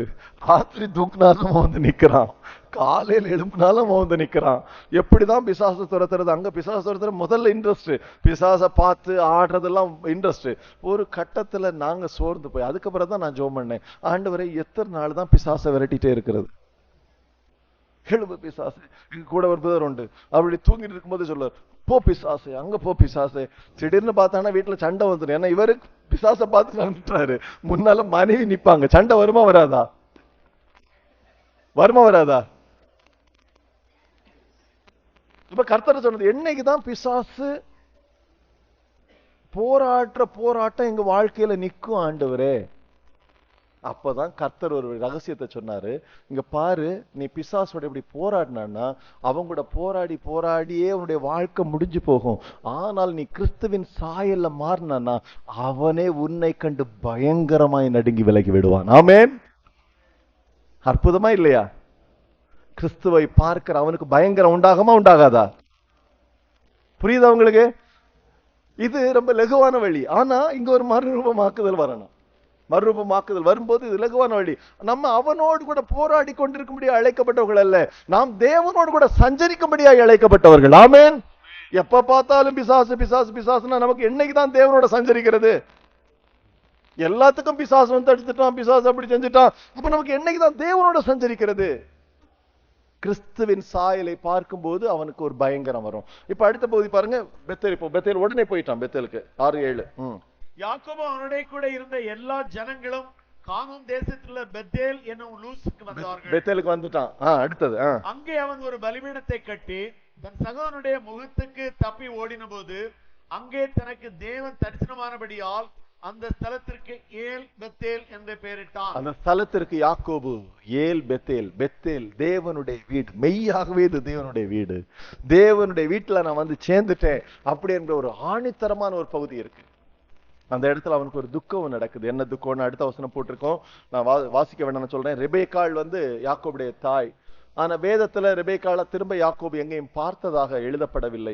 ஆனால் யாக்கோபுடைய வளர்ப்பு தாயாகிய தெபோராளை குறித்து எழுதப்பட்டிருக்கிறது. இந்த இடத்துல கானானுக்கு வந்த பிறகு தெபோரா யாக்கோபு கூட வந்திருக்கிறார். ஆனா இந்த பெத்தேல்ல வைத்து அவனுடைய வளர்ப்பு தாயாகிய ரெபேக்காள் மரித்து போகிறாள். தன்னுடைய தாயையும் பார்க்கல. வளர்ப்பு தாய் மரித்து போனது யாக்கோபுடைய இருதயத்தை இன்னும் உடைத்தான். உடைந்து உடைந்து உடைந்து உடைந்து உடைந்து அவனுடைய வாழ்க்கை, அதான் பார்வனை சஞ்சிக்கும் போது சொன்னான், அவனுடைய வாழ்க்கை சஞ்சலம் தவிப்புமா இருக்கு. அதனாலதான் அந்த இடத்துல நீங்க பாத்தீங்கன்னா 8ஆம் வசனத்துல அந்த இடத்திற்கு லோன் பாகூத் என்னும் பேர் உண்டாயிற்றுன்னு போட்டிருக்கு. லோன் பாகூத் என்றால் வீப்பிங், இல்லை என்றால் அழுகை என்று அர்த்தம். யாக்கோபுக்கு ஒரு மிகப்பெரிய துக்கம். திரும்பவும் நான் சொல்றேன், துயரப்படுகிறவர்கள் பாக்கியவான்கள், அவர்கள் ஆறுதல் படுவார்கள். நான் சொல்றேன், நம்ம தேவனுடைய பிள்ளைகளா இருந்தா நம்ம கடந்து போற பாதையில வருகிற பாடுகள்ல தேவனால நாம் நிற்கிறது மாதிரி, ஆறுதல் படுத்துறது மாதிரி இந்த உலகத்துல இருக்கிற தேவன் அறியாத பிள்ளைகளால நிக்க முடியவே முடியாது. அவன் ஒன்ல சூசைட் பண்ணுவான், இல்லைன்னா மென்டல் ஆவான். ஆனா இங்க நமக்கு தெரியும், எவ்வளவு உபத்திரம் எவ்வளவு பாடு வந்தாலும் நம்மை ஆறுதல் படுத்துகிற பலப்படுத்துகிற ஒரு தகப்பன் நமக்கு இருக்கிறபடியினால அவர் யாக்கோபை அழுகை மாற்றி பலப்படுத்தி நிறுத்த அவரால் முடிந்தது. தேவனை தரிசித்த நேரத்துல உலக பிரகாரமான ஒரு துக்கம், ஆனால் தேவன் யாக்கோபை ஆறுதல் படுத்தினார். அங்க தேவன் அவனுக்கு தரிசனமாய் அவனை ஆசீர்வதிக்கிறாரு. அந்த இடத்துல பெனியேல் அவன் ஒரு காரியத்தை கேட்டான். ஆண்டவரே உம்முடைய நாமம் என்ன? கர்த்தர் பதில் சொன்னாரா? கர்த்தர் பதில் சொன்னாரா? பெனியேல்ல வச்சு சொல்லல. ஆனா எப்பொழுது அவன் தேவனுடைய வீட்டுல வந்தாரோ தன்னுடைய நாமத்தை கர்த்தர் யாக்கோபுக்கு அறிவிக்கிறார். பாருங்க 11வது வசனம், 9ல வாசிங்க பிரதர். யாக்கோபு பாதான் அராமிலிருந்து வந்த பின்பு தேவன் அவனுக்கு மறுபடியும் தரிசனமாகி அவனை ஆசீர்வதித்து, இப்பொழுது உன் பேர் யாக்கோபு, இனி உன் பேர் யாக்கோபு என்னப்படாமல் இஸ்ரவேல் என்று உனக்கு பேர் வழங்கப்படும் என்று சொல்லி அவனுக்கு இஸ்ரவேல் என்று பெயரிட்டார். கர்த்தர் சொல்றார், இனி உன பேரை எவனும் யாக்கோபுன்னு கூப்பிடக்கூடாது. இனி உன் பேர் என்னதுதான்? இஸ்ரேல் தான். நீ தேவனோட ஆளுகை செய்கிறவன். இனி உன் பேர் யாக்கோபு கிடையாது, ஏன் உன் பேர் இஸ்ரேல் தான். ஏற்கனவே பேர் வச்சுட்டாரு. ஆனா இங்க திரும்ப அதை உறுதிப்படுத்துறாரு. ஏன்னா இஸ்ரேல் இப்பொழுது தேவனோடு ஆளுகை செய்கிறவனாய் மாறி இருக்கிறான். நீங்க கீழே வாசிங்க. இன்னும் தேவன் அவனை நோக்கி, நான் சர்வ வல்லமையுள்ள தேவன். போதும். பெனியேல்ல கர்த்தரை கேட்ட, ஆண்டவரே உம்முடைய பேர் என்ன? பெத்தேல்ல கர்த்தர் அதுக்கு ஆன்சர் பண்றாரு, நான் சர்வ வல்லமையுள்ள தேவன். இதே வார்த்தையை கர்த்தர் ஆபிரகாமுக்கு சொன்னாரா இல்லையா? ஆதியாகமம் 17ல பாத்தீங்கன்னா தெரியும், கர்த்தர் சொல்லுவாரு, நான் சர்வ வல்லமையுள்ள. என்னுடைய அர்த்தம், யாக்கோபு நீ பயப்படாத, என்னால செய்ய முடியாததுன்னு எதுவுமே, உன்னுடைய வாழ்க்கையின் எல்லா காரியத்திற்கும் நான் போதுமானவர். நீ என்ன நம்பி வந்திருக்கிறேல்ல, நான் சர்வ வல்லமையுள்ள தேவன், நான் உன்னை நடத்துவேன். இந்த நாமம் எல் ஷடாய் என்கிற நாமம் ஆதியாகமம் 14ல ஆபிரகாமுக்கு வெளிப்படுத்தப்பட்டது போல இங்க யாக்கோபுக்கு வெளிப்படுத்தப்படுகிறது. ஆபிரகாமுக்கு எப்ப வெளிப்படுத்தப்பட்டது? இஸ்மவேல் பிறந்த பிறகு கர்த்தர் அவனிடத்திலே 13 ஆண்டுகள் பேசல, 13 வருஷத்துக்கு பிறகு கர்த்தர் அவனுக்கு தரிசனமானார். யாக்கோபு பார்த்து சொல்லக்கூடிய முதல் வார்த்தை, ஆபிரகாமே, என்னுடைய வாக்கு தத்தத்தை நிறைவேற்ற நீ திட்டம் போட்டு பிரயாசப்பட வேண்டிய தேவையில்லை, நான் சர்வ வல்லமையுள்ள தேவன். தேவனுக்கு யாருடைய சப்போர்ட்டும் தேவை இல்லை. அவர் சர்வ வல்லமையுள்ள தேவன். புரியுதா உங்களுக்கு? நீங்க தேவனுடைய வீட்டுல வரும்போது ஒரு காரியத்தை கற்றுக்கொள்வீங்க. நம்முடைய தேவன் சர்வ வல்லமையுள்ள தேவன். இது ஒரு வெளிப்பாடு. இது உங்க வாழ்க்கையில வெளிப்பாடு வந்துச்சுன்னா நீங்க எதை குறித்தும் பயப்பட மாட்டீங்க, யாரை பார்த்தும் ஓட மாட்டீங்க. அவர் எல்லாவற்றுக்கும் போதுமானவர். திரும்ப நீங்க பாத்தீங்கன்னா திரும்ப அந்த பழைய ஆசீர்வாதங்களை கர்த்தர் சொல்றாரு, நான் உன்னை ஆசீர்வதிப்பேன், உனக்கு ராஜாக்கள் தோன்றுவாங்க. அந்த இடத்துல இருந்து கர்த்தர் என்ன பண்றாரு, அங்கிருந்து எழும்பி போறார். அங்கிருந்து பெத்தேலில் இருந்து கர்த்தர் ஆபிரகாமை நடத்தினது போல தேவனுடைய வீட்டிலிருந்து இப்பொழுது எபிரோனுக்கு நேராய் நடத்துகிறார். எபிரோன்ல தான் இப்ப ஈசாக்கு உயிரோட இருக்கிறார். யாக்கோபுடைய தகப்பன் ஈசாக்கு உயிரோட இருக்கிறார். எனவே எபிரோனுக்கு நடத்துறாரு கர்த்தர். ஆனா என்ன ஒரு பிரச்சனை ஆயிடுச்சுன்னா, எபிரோனுக்கு போகிற வழியில திரும்பவும் ஒரு அடி யாக்கோபுக்கு. தான் மிகவும் நேசித்த தன்னுடைய மனைவி ஆகிய ராக்கேல் பெத்லேகேம் அருகிலே மரித்து போனாள். அந்த துக்கத்திலையும் மறுரூபமாக்கப்பட்டிருக்கிற இஸ்ரேல் அவரிடத்துல பதட்டம் இல்லாதபடிக்கு இந்த தெளிவை நீங்க பாப்பீங்க. அதுல பாத்தீங்கன்னா தெரியும், 35வது வசனத்துல நீங்க பாத்தீங்கன்னா, ராக்கேலுக்கு குழந்தை பிறக்கும் போது அவளுக்கு ரொம்ப ஒரு கஷ்டம். அந்த குழந்தையை பார்த்து அவ பேர் வைக்கிறா. ஆமா, 18வது வசனத்துல பாத்தீங்கன்னா, மரண காலத்தில் அவள் ஆத்மா பிரியும் போது அவள் அவனுக்கு பெனோனி என்று பெயரிட்டாள். அதனுடைய அர்த்தம் துக்கத்தின் மகன், என்னுடைய மரணத்தின் மகன் என்று பெயரிட்டான். ஆனா யாக்கோபு இப்பொழுது கர்த்தரோடு நடக்கிறதுனால அவனுக்கு ஒரு தெளிவு இருந்தது. உடனடியாக அந்த பெயரை மாத்திரம் பாருங்க. உடனடியாக சொல்றான், அவன் தகப்பனும் அவனுக்கு பென்யமீன் என்று பெயரிட்டான். பென்யமீன் என்று பெயரிட்டான். அப்ப நமக்கு 2 பேருக்கு இருக்கு. அவ துக்கத்துல பெனோனின்னு சொல்றா. இதுவரைக்கும் யாக்கோபுடைய 12 பிள்ளைகளுக்கும் பேர் வைத்தது, 11 பிள்ளைகளுக்கும் பேர் வைத்தது யாருன்னா யாக்கோபுடைய மனைவிமார்கள் தான். இந்த ஒரு குழந்தைக்கு மட்டும்தான், இந்த கடைசி 12வது குழந்தைக்கு மட்டும்தான் யாக்கோபு பேரை மாற்றி வைக்கிறான். வேற எல்லாத்துக்குமே யாக்கோபுடைய மனைவிகள் தான் பேர் வைத்தாங்க. இந்த இடத்துல பேர் தப்பா இருக்கும்போது இப்ப இவன் தேவனை கூட இருக்கிறதுனால, தேவனுடைய கிறிஸ்துவின் சிந்தை யாக்கோபுக்குள்ளால வர்றதுனால யாக்கோபு உடனே சொல்றான், இவன் துக்கத்தின் மகன் அல்ல, இவன் வலதுகரத்தின் மகன். ஆமென். புரியுதா? பென்யமீன் அர்த்தம் என்னது? மை ரைட் ஹேண்ட், அப்படிதானே? வலதுகரத்தின் மகன். வலதுகரத்தின் மகன் அர்த்தம் என்னது? யாரு பிதாவுடைய வலது பாரிசத்துல இருக்கிறா? ஹல்லேலூயா. அவன் அதான சொன்னேன், இப்ப அவனுடைய கண் எங்க பார்த்தாலும் இயேசுவை பார்க்குது. யாக்கோபுடைய கண்கள் எங்க பார்த்தாலும் கிறிஸ்துவ பார்த்து துக்கம்தான். தான் மிகவும் நேசித்த மனைவி, அதுல யாராவது நிக்க முடியுமா? நமக்கு ஒரு கேள்வி இருக்கு. ஆனால் யாக்கோபு நிற்கிறான், அவன் பயங்கர துக்கம்தான். நான் டேவிட் லிவிங்ஸ்டனுடைய வாழ்க்கை வரலாறு வாசிக்கும் போது பாக்குறேன், அவருடைய மனைவி இறந்து போன போது, காட்டுல அடக்கம் பண்ணப்பட்ட போது கூட இருக்கிற உடன் ஊழியக்காரர் எழுதியிருப்பாரு, டேவிட் லிவிங்ஸ்டனுடைய மனைவி இறந்து போனாங்க, அவ்வளவு அன்பா இருப்பவங்க, எப்படி தாங்குவாங்கன்னு பார்த்தேன். ஆனால் ஆறுதலின் தேவன் ஆறுதல் மாத்திரமல்ல, அந்த அடக்க ஆராதனையே டேவிட் லிவிங்ஸ்டன் தான் பண்ணார். இது நீங்க பாத்தீங்கன்னா தெரியும், இயற்கைக்கு அப்பாற்பட்ட ஒரு காரியம், மிகப்பெரிய துக்கம். நான் இதெல்லாம் வாசிக்கும் போது எனக்கு யாக்கோபு நினைத்து ஒரு அழுகைய கண்ணீரே வந்துட்டு, என்ன ஒரு பாடுள்ள மனுஷன், என்ன பாடு, அவன் வாழ்க்கை ஃபுல்லா என்ன பாடு. ஆனா கிறிஸ்துவுக்குள்ளால வந்த நமக்கு கர்த்தர் இவ்வளவு பாடுகளை என்ன பண்ணல, அனுமதிக்கல. சரிதானா? கொஞ்சம் கொஞ்சம் தான் அப்படி கிள்ளி விடுறாரு. அதே நமக்கு என்ன பண்றோம், தாங்க முடியல. டீச்சர்ஸ் காதை பிடிப்பாங்க, பாத்திருக்கீங்களா? அப்படிதான் பிடிக்கிறாரு. ஆனால் நம்ம என்ன பண்றோம், ஐயோ என்ன மாதிரி யார் உண்டு? இனி சொல்லுங்க, யாக்கோபு மாதிரி நான் உண்டான்னு கேளுங்க. தேவன் அங்க அவனை ஆறுதல் படுத்துறார். தெளிவை பார்க்கிறோம். கீழே வரும், அவன் என்ன பண்றான், எப்ரோனுக்கு வர்றான். 27வது வசனம் வாசிங்க. இதுதான் அவனுடைய முடிவு. யாக்கோபு அர்பாவின் ஊராகிய மம்ரேக்கு தன் தகப்பனாய் ஈசாக்கு இடத்தில் வந்தான். அது ஆபிரகாமும் ஈசாக்கும் தங்கியிருந்த எப்ரோன் என்னும் ஊர். யாக்கோபு இருக்க வேண்டிய இடம் எப்ரோன். எப்ரோன் என்றால் அர்த்தம் ஃபெல்லோஷிப், ஐக்கியம் என்ற அர்த்தம். தேவனுடைய வீட்டிலே வந்த தேவனுடைய பிள்ளை தேவனோடும் தேவனுடைய பரிசுத்தவான்களோடும் கூட ஐக்கியமா இருக்க வேண்டிய நபர்கள். தேவனுடைய வீட்டுல நீ வந்தேன்னா உனக்கு ஐக்கியம் இருக்கணும். நீ தேவனுடைய சபையில வரும்போது நான் ஒரு ஆராதனை போய் தலையை காட்டிட்டு வரேன்னு இருக்க கூடாது. நீ தேவனோடு கூட ஐக்கியப்பட்டிருக்கணும். சகல பரிசுத்தவான்களோடு கூட நீ ஐக்கியப்பட்டிருக்கணும். அந்த ஃபெல்லோஷிப் இல்லைன்னா உனக்கு பலம் வராது. உனக்கு கிடைக்க வேண்டிய தேவனுடைய அன்பின் ஆழங்களுக்குள்ளால உன்னால போக முடியாது. எபேசியர் 3ல பவுல் அப்போஸ்தலனுடைய ஜெபம் முழுவதும் அதுதான். இந்த ஐக்கியத்துக்காக தான் சபையில அவர் ஜெபிக்கிறாரு. ஆண்டவரே உங்களுக்கு இந்த ஆசீர்வாதத்தை கொடுங்கன்னு ஜெபிக்கல. அவருடைய ஜெபத்தை நீங்க பாத்தீங்கன்னா ஆச்சரியமா இருக்கும். அது என்ன ஐக்கியம்? எபேசியர் 3 எடுங்க பாப்போம். நிறைய பேருக்கு இன்னும் அது தெரியல, அவருடைய சீரியஸ்னஸ். எபேசியர் 3வது அதிகாரம்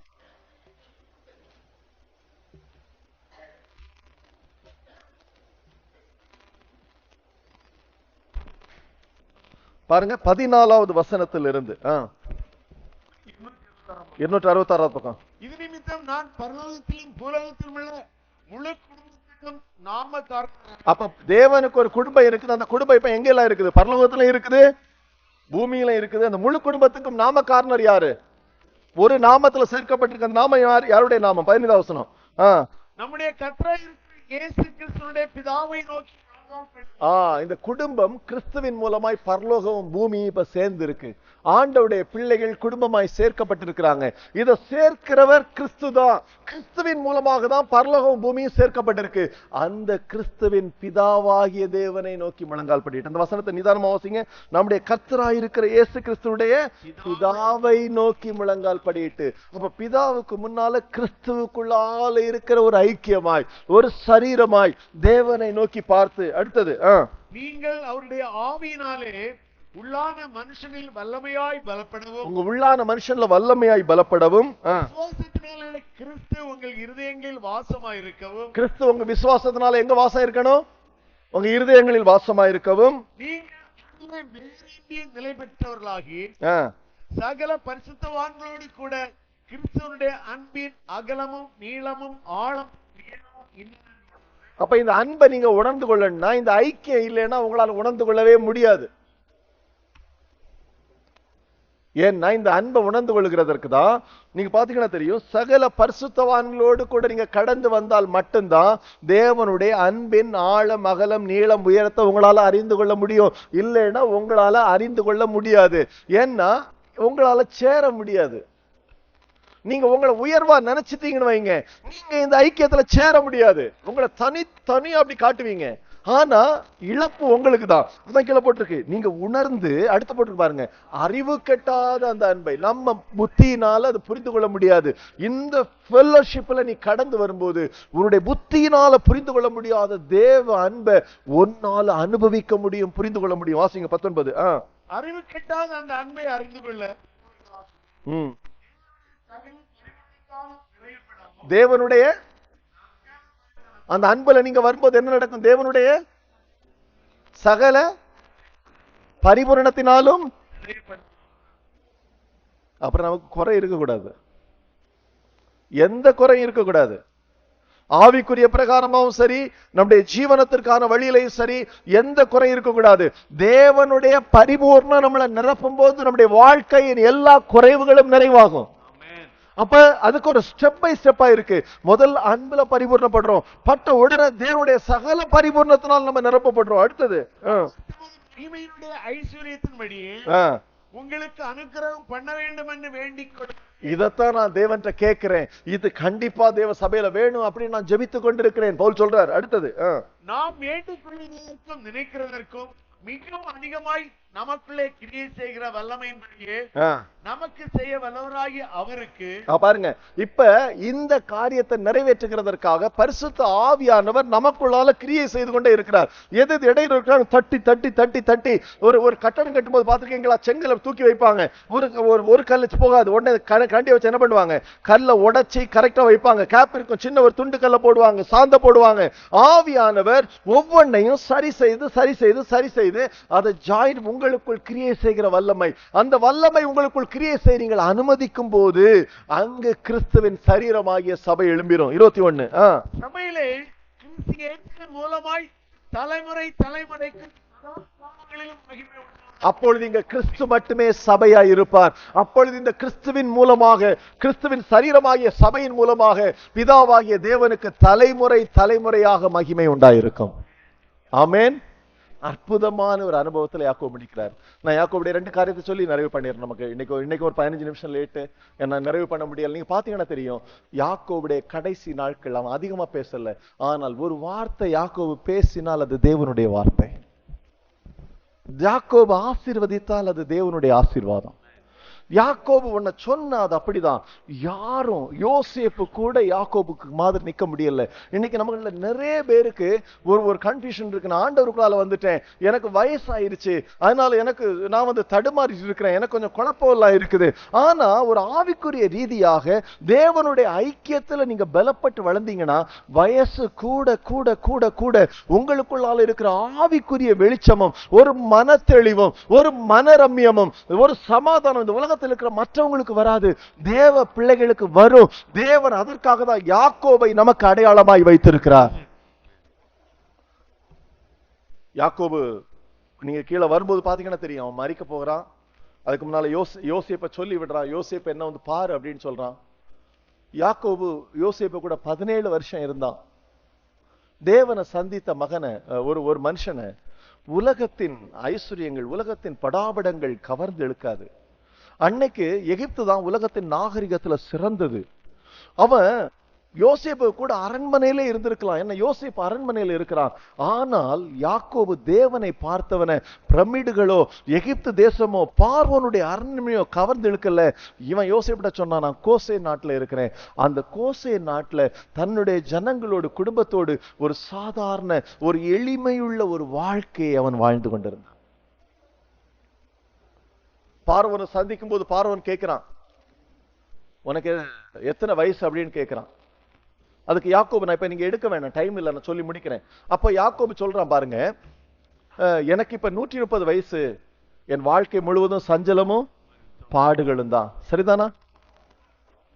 இப்போ உங்கள்ட்ட ஒரு கேள்வி, நம்மளை கர்த்தர் டீல் பண்ணாம இருந்து நம்ம பிள்ளை இப்ப எங்க இருக்கு? பிரைம் மினிஸ்டர், நம்ம தேசம் எடுத்து, நம்ம பிரைம் மினிஸ்டருக்கு சீஃப் செக்ரட்டரி டாப் போஸ்ட்ல இருக்கு. இப்ப பிரைம் மினிஸ்டர் சொல்றாரு, உங்க அப்பாவை பார்க்கணும், கூப்பிடு. இப்ப நீங்க அங்க போறீங்க, உங்க பையன் சொல்லிதான் எல்லாமே இந்தியா தேசம் முழுவதும் கட்டளை போகுதுன்னு வைங்க. பிரைம் மினிஸ்டர் கேட்கிறாரு, உங்களுக்கு என்ன வயசு? நீங்க என்ன சொல்லுவீங்க? வயசு மட்டுமா? எங்க குடும்ப பின்னணி என்ன, நாங்க என்னெல்லாம் சாதிச்சிருக்கோம், நாங்க எப்படி திறமையானவர்கள், நல்லவர்கள், வல்லவர்கள், மகனை பற்றி கொஞ்சம் புகழ்ச்சி எல்லாம் முடிஞ்சுதானே சொல்லுவோம். ஆனா தேவனால டீல் பண்ணப்பட்ட மனுஷன் சொல்லுவான், என் வாழ்க்கை, அவன் சொல்லிருக்கலாம், எங்க முற்பிதா ஆபிரகாம் யாருன்னு தெரியுமா, ஈசாக்கு யாருன்னு தெரியுமா, இதெல்லாம் ஒண்ணுமே சொல்லல. நான் ஒரு பாடுள்ள மனுஷன், என் வாழ்க்கை ஃபுல்லா சஞ்சலமும் துயரமும் தான் இருந்தது. இத பார்வோன் எதிர்பார்த்தே இருக்க மாட்டான். ஆனா ஒரு காரியம் நடந்தது. இப்பொழுது தேவனோடு கூட அவன் நடக்கிறதுனால அந்த உலகத்துக்கே ராஜாவாகிய பார்வோனை யாக்கோபு ஆசீர்வதித்தான். யாக்கோபு பார்வோன் ஆசீர்வதிக்கல, பார்வோனை யாக்கோபு ஆசீர்வதித்தான். கிறிஸ்துவோடு கூட நடக்கிறவன் உலக பிரகாரமான ஆசீர்வாதங்களுக்கு பின்னால ஓட மாட்டான், உலகத்தை அவன் ஆசீர்வதிக்கிறவனாயிருக்கும். இவன் மூலமாய் உலகம் என்ன பண்ணப்படும்? ஆசீர்வதிக்கப்படும்.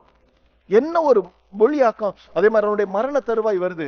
யோசேப்பை சொல்லி விடுறான், பிள்ளைகளை கூட்டிட்டு வராங்க. இப்ப பிள்ளைகளை பக்கத்துல கொண்டு வா. யாக்கோபுடைய கண்கள் மங்கலா இருக்கு. அப்ப அந்த இடத்துல நீங்க பாத்தீங்கன்னா தெரியும்,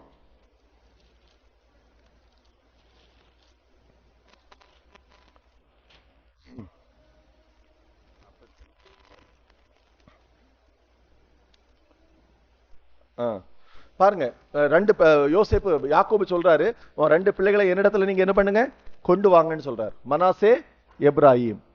அப்ப மனாசையை இவன் என்ன பண்றான்? ஆமா, இவருடைய வலது கரத்துக்கு நேராக மனாசே, யாக்கோபுடைய வலது கரத்துக்கு நேராக மனாசையும், இளைய மகனாக எப்ராஹிமும் இடது கரத்துக்கு நேரம் நிற்கிறாரு. யாக்கோபு என்ன பண்றாரு? கையை மாத்தி வைக்கிறார். பாருங்க, அந்த ஒரு வசனத்தை வாசிங்க, அந்த ஒரு பகுதியை மட்டும் நான் சொல்லி. ஆதியாகமம் 48:14 பாருங்க. 48:14. இப்பொழுது இஸ்ரவேல், பாருங்க பேர் நான் மாறிட்டா. இதுவரைக்கும் யாக்கோபு வந்தது எப்படி வருது? மறுமாயிட்டானா? பாருங்க, இஸ்ரவேல் மனம் அறிய இளையவனாகி எப்ராஹிமுடைய தலையின் மேலும் மனாசே மூத்தவனாய் இருந்தும் தன் இடது கையை மனாசேயுடைய தலையின் மேலும் வைத்தான். பாருங்க, கையை எப்படி மாற்றி வைக்கிறான், கிராஸ்ல வச்சுட்டு ஆசீர்வதிக்கிறான். இத பார்த்த உடனே யோசேப்புக்கு ஒரு பதட்டம் ஆயிட்டு, மாத்தி ஆசீர்வதிக்கிறீங்க. 18ஆம் வசனம் பாருங்க. யோசேப்பு அப்பாட்ட சொல்றான், இவனுடைய தலையின் மேல் உம்முடைய வலது கையை வைக்க வேண்டும் என்றார். இன்னைக்கு யோசேப்பு சொன்னா நம்ம செய்வோமா செய்ய மாட்டோமா? எகிப்தோட கவர்னர் யாரு? உங்க மகன் எகிப்து கவர்னரா இருக்காரு. நீங்க ஆசீர்வதிக்க போகும்போது உங்க மகன் சொல்றான், அப்பா இப்படி இல்ல மாற்றி வைங்க. கவர்னர்ல சொல்றாரு. மகன் போய் இப்ப யார் ஆயிட்டாங்க? அது பரிதாபம். மகன் உங்களுக்கு கவர்னர் ஆயிட்டா அதனுடைய நிலைமை பரிதாபம். சரியா நான் சொல்றது? உங்களுக்கு மகனா தான் இருக்கணும். தெளிவா நீங்க புரிந்து கொள்ளுங்க. நிறைய பேருக்கு அது புரியல. சோ நமக்கு பாத்தீங்கன்னா தெரியும். அப்ப சொல்றான், அப்பா நீங்க மாத்தி வச்சிட்டீங்க. அப்ப அடுத்த வார்த்தை யாக்கோபு சொல்றான் பாருங்க. அவன் தகப்பனை தடுத்து, அது எனக்கு தெரியும், எனக்கு தெரியும். என்ன சொல்றாரு தெரியுமா யாக்கோபு? எங்க அப்பாவுக்கு தேவன் சொல்லி இருந்தாரு, இளையவனை சிநேகித்தேன், மூத்தவனை வெறுத்தேன், மூத்தவன் இளையவனை சேவிப்பான், இளையவனை ஆசீர்வதிக்கணும் என்கிற பகுதியை எங்க அப்பா அறியாமல் இருந்தது போல அல்ல மகனே, எனக்கு தெரியும். தேவன் இளையவனை மூத்தவனை விடவும் ஆசீர்வதிக்கும்படியாய் செய்கிறார். என்னுடைய மாமிச கண்கள் என் அப்பாவை மாதிரி மங்களா தான் இருக்கு. ஆனால் ஈசாக்கை போல என்னுடைய ஆவிக்குரிய கண்கள் மங்களா இல்ல. என் மகனே எனக்கு தெரியும், கர்த்தர் எப்ராயிமை ஆசீர்வதிக்கும்படியாய் நடத்துகிறார். அதனால்தான் என் வலது கரத்தை நான் எப்ராயிம் மேலும் மனாசையின் என்னுடைய இடது கையை வச்சிருக்கிறேன். மனாசாய் ஒரு கோத்திரம் ஒரு தேசமா மாறுவான். ஆனா எப்ராயிம் என்கிறது அது விசேஷம். ஏன் தெரியுமா? இஸ்ரவேலில் 10 கோத்திரங்கள் எப்ராயிம் என்றுதான் அழைக்கப்படும். 2 கோத்திரம் யூதான் அழைக்கப்படும். யூதா கோத்திரம் பென்யமீனும். இஸ்ரவேல் இருக்கிற 10 கோத்திரத்தையும் கர்த்தர் கூப்பிடும் போது, எப்ராயிமே நான் உன்னை ஏன் கைவிடுவேன்? எப்படி நான் கைவிடுவேன்? நீ என் தலைமூத்த பிள்ளை அல்லவா, உனக்காக என் இருதயம் ஏங்குகிறது. புரியுதா உங்களுக்கு? அதான் யாக்கோபு சொல்றான். என்ன இப்ப கிறிஸ்துவின் சிந்தையும் யாக்கோபுடைய சிந்தையும் ஒன்னா இருக்கு. உலக சிந்தை அல்ல, யாக்கோபு இருக்கிறது உலக சிந்தை அல்ல. கிறிஸ்துவின் சிந்தையும் யாக்கோபுடைய சிந்தையும் ஒன்னா இருக்கு. இவனுக்குள்ளால உருவாகிட்டாரு. இந்த உருவாக்கம் அவனுக்குள்ளால அவன் என்ன செஞ்சாலும் அதை தேவன் செய்கிறதாகவும் தேவன் பேசுகிறதுமாகவே இருக்குது. இது யோசேப்புக்கு தெரிஞ்சிட்டு யோசேப்பு அமைதி ஆயிட்டான்.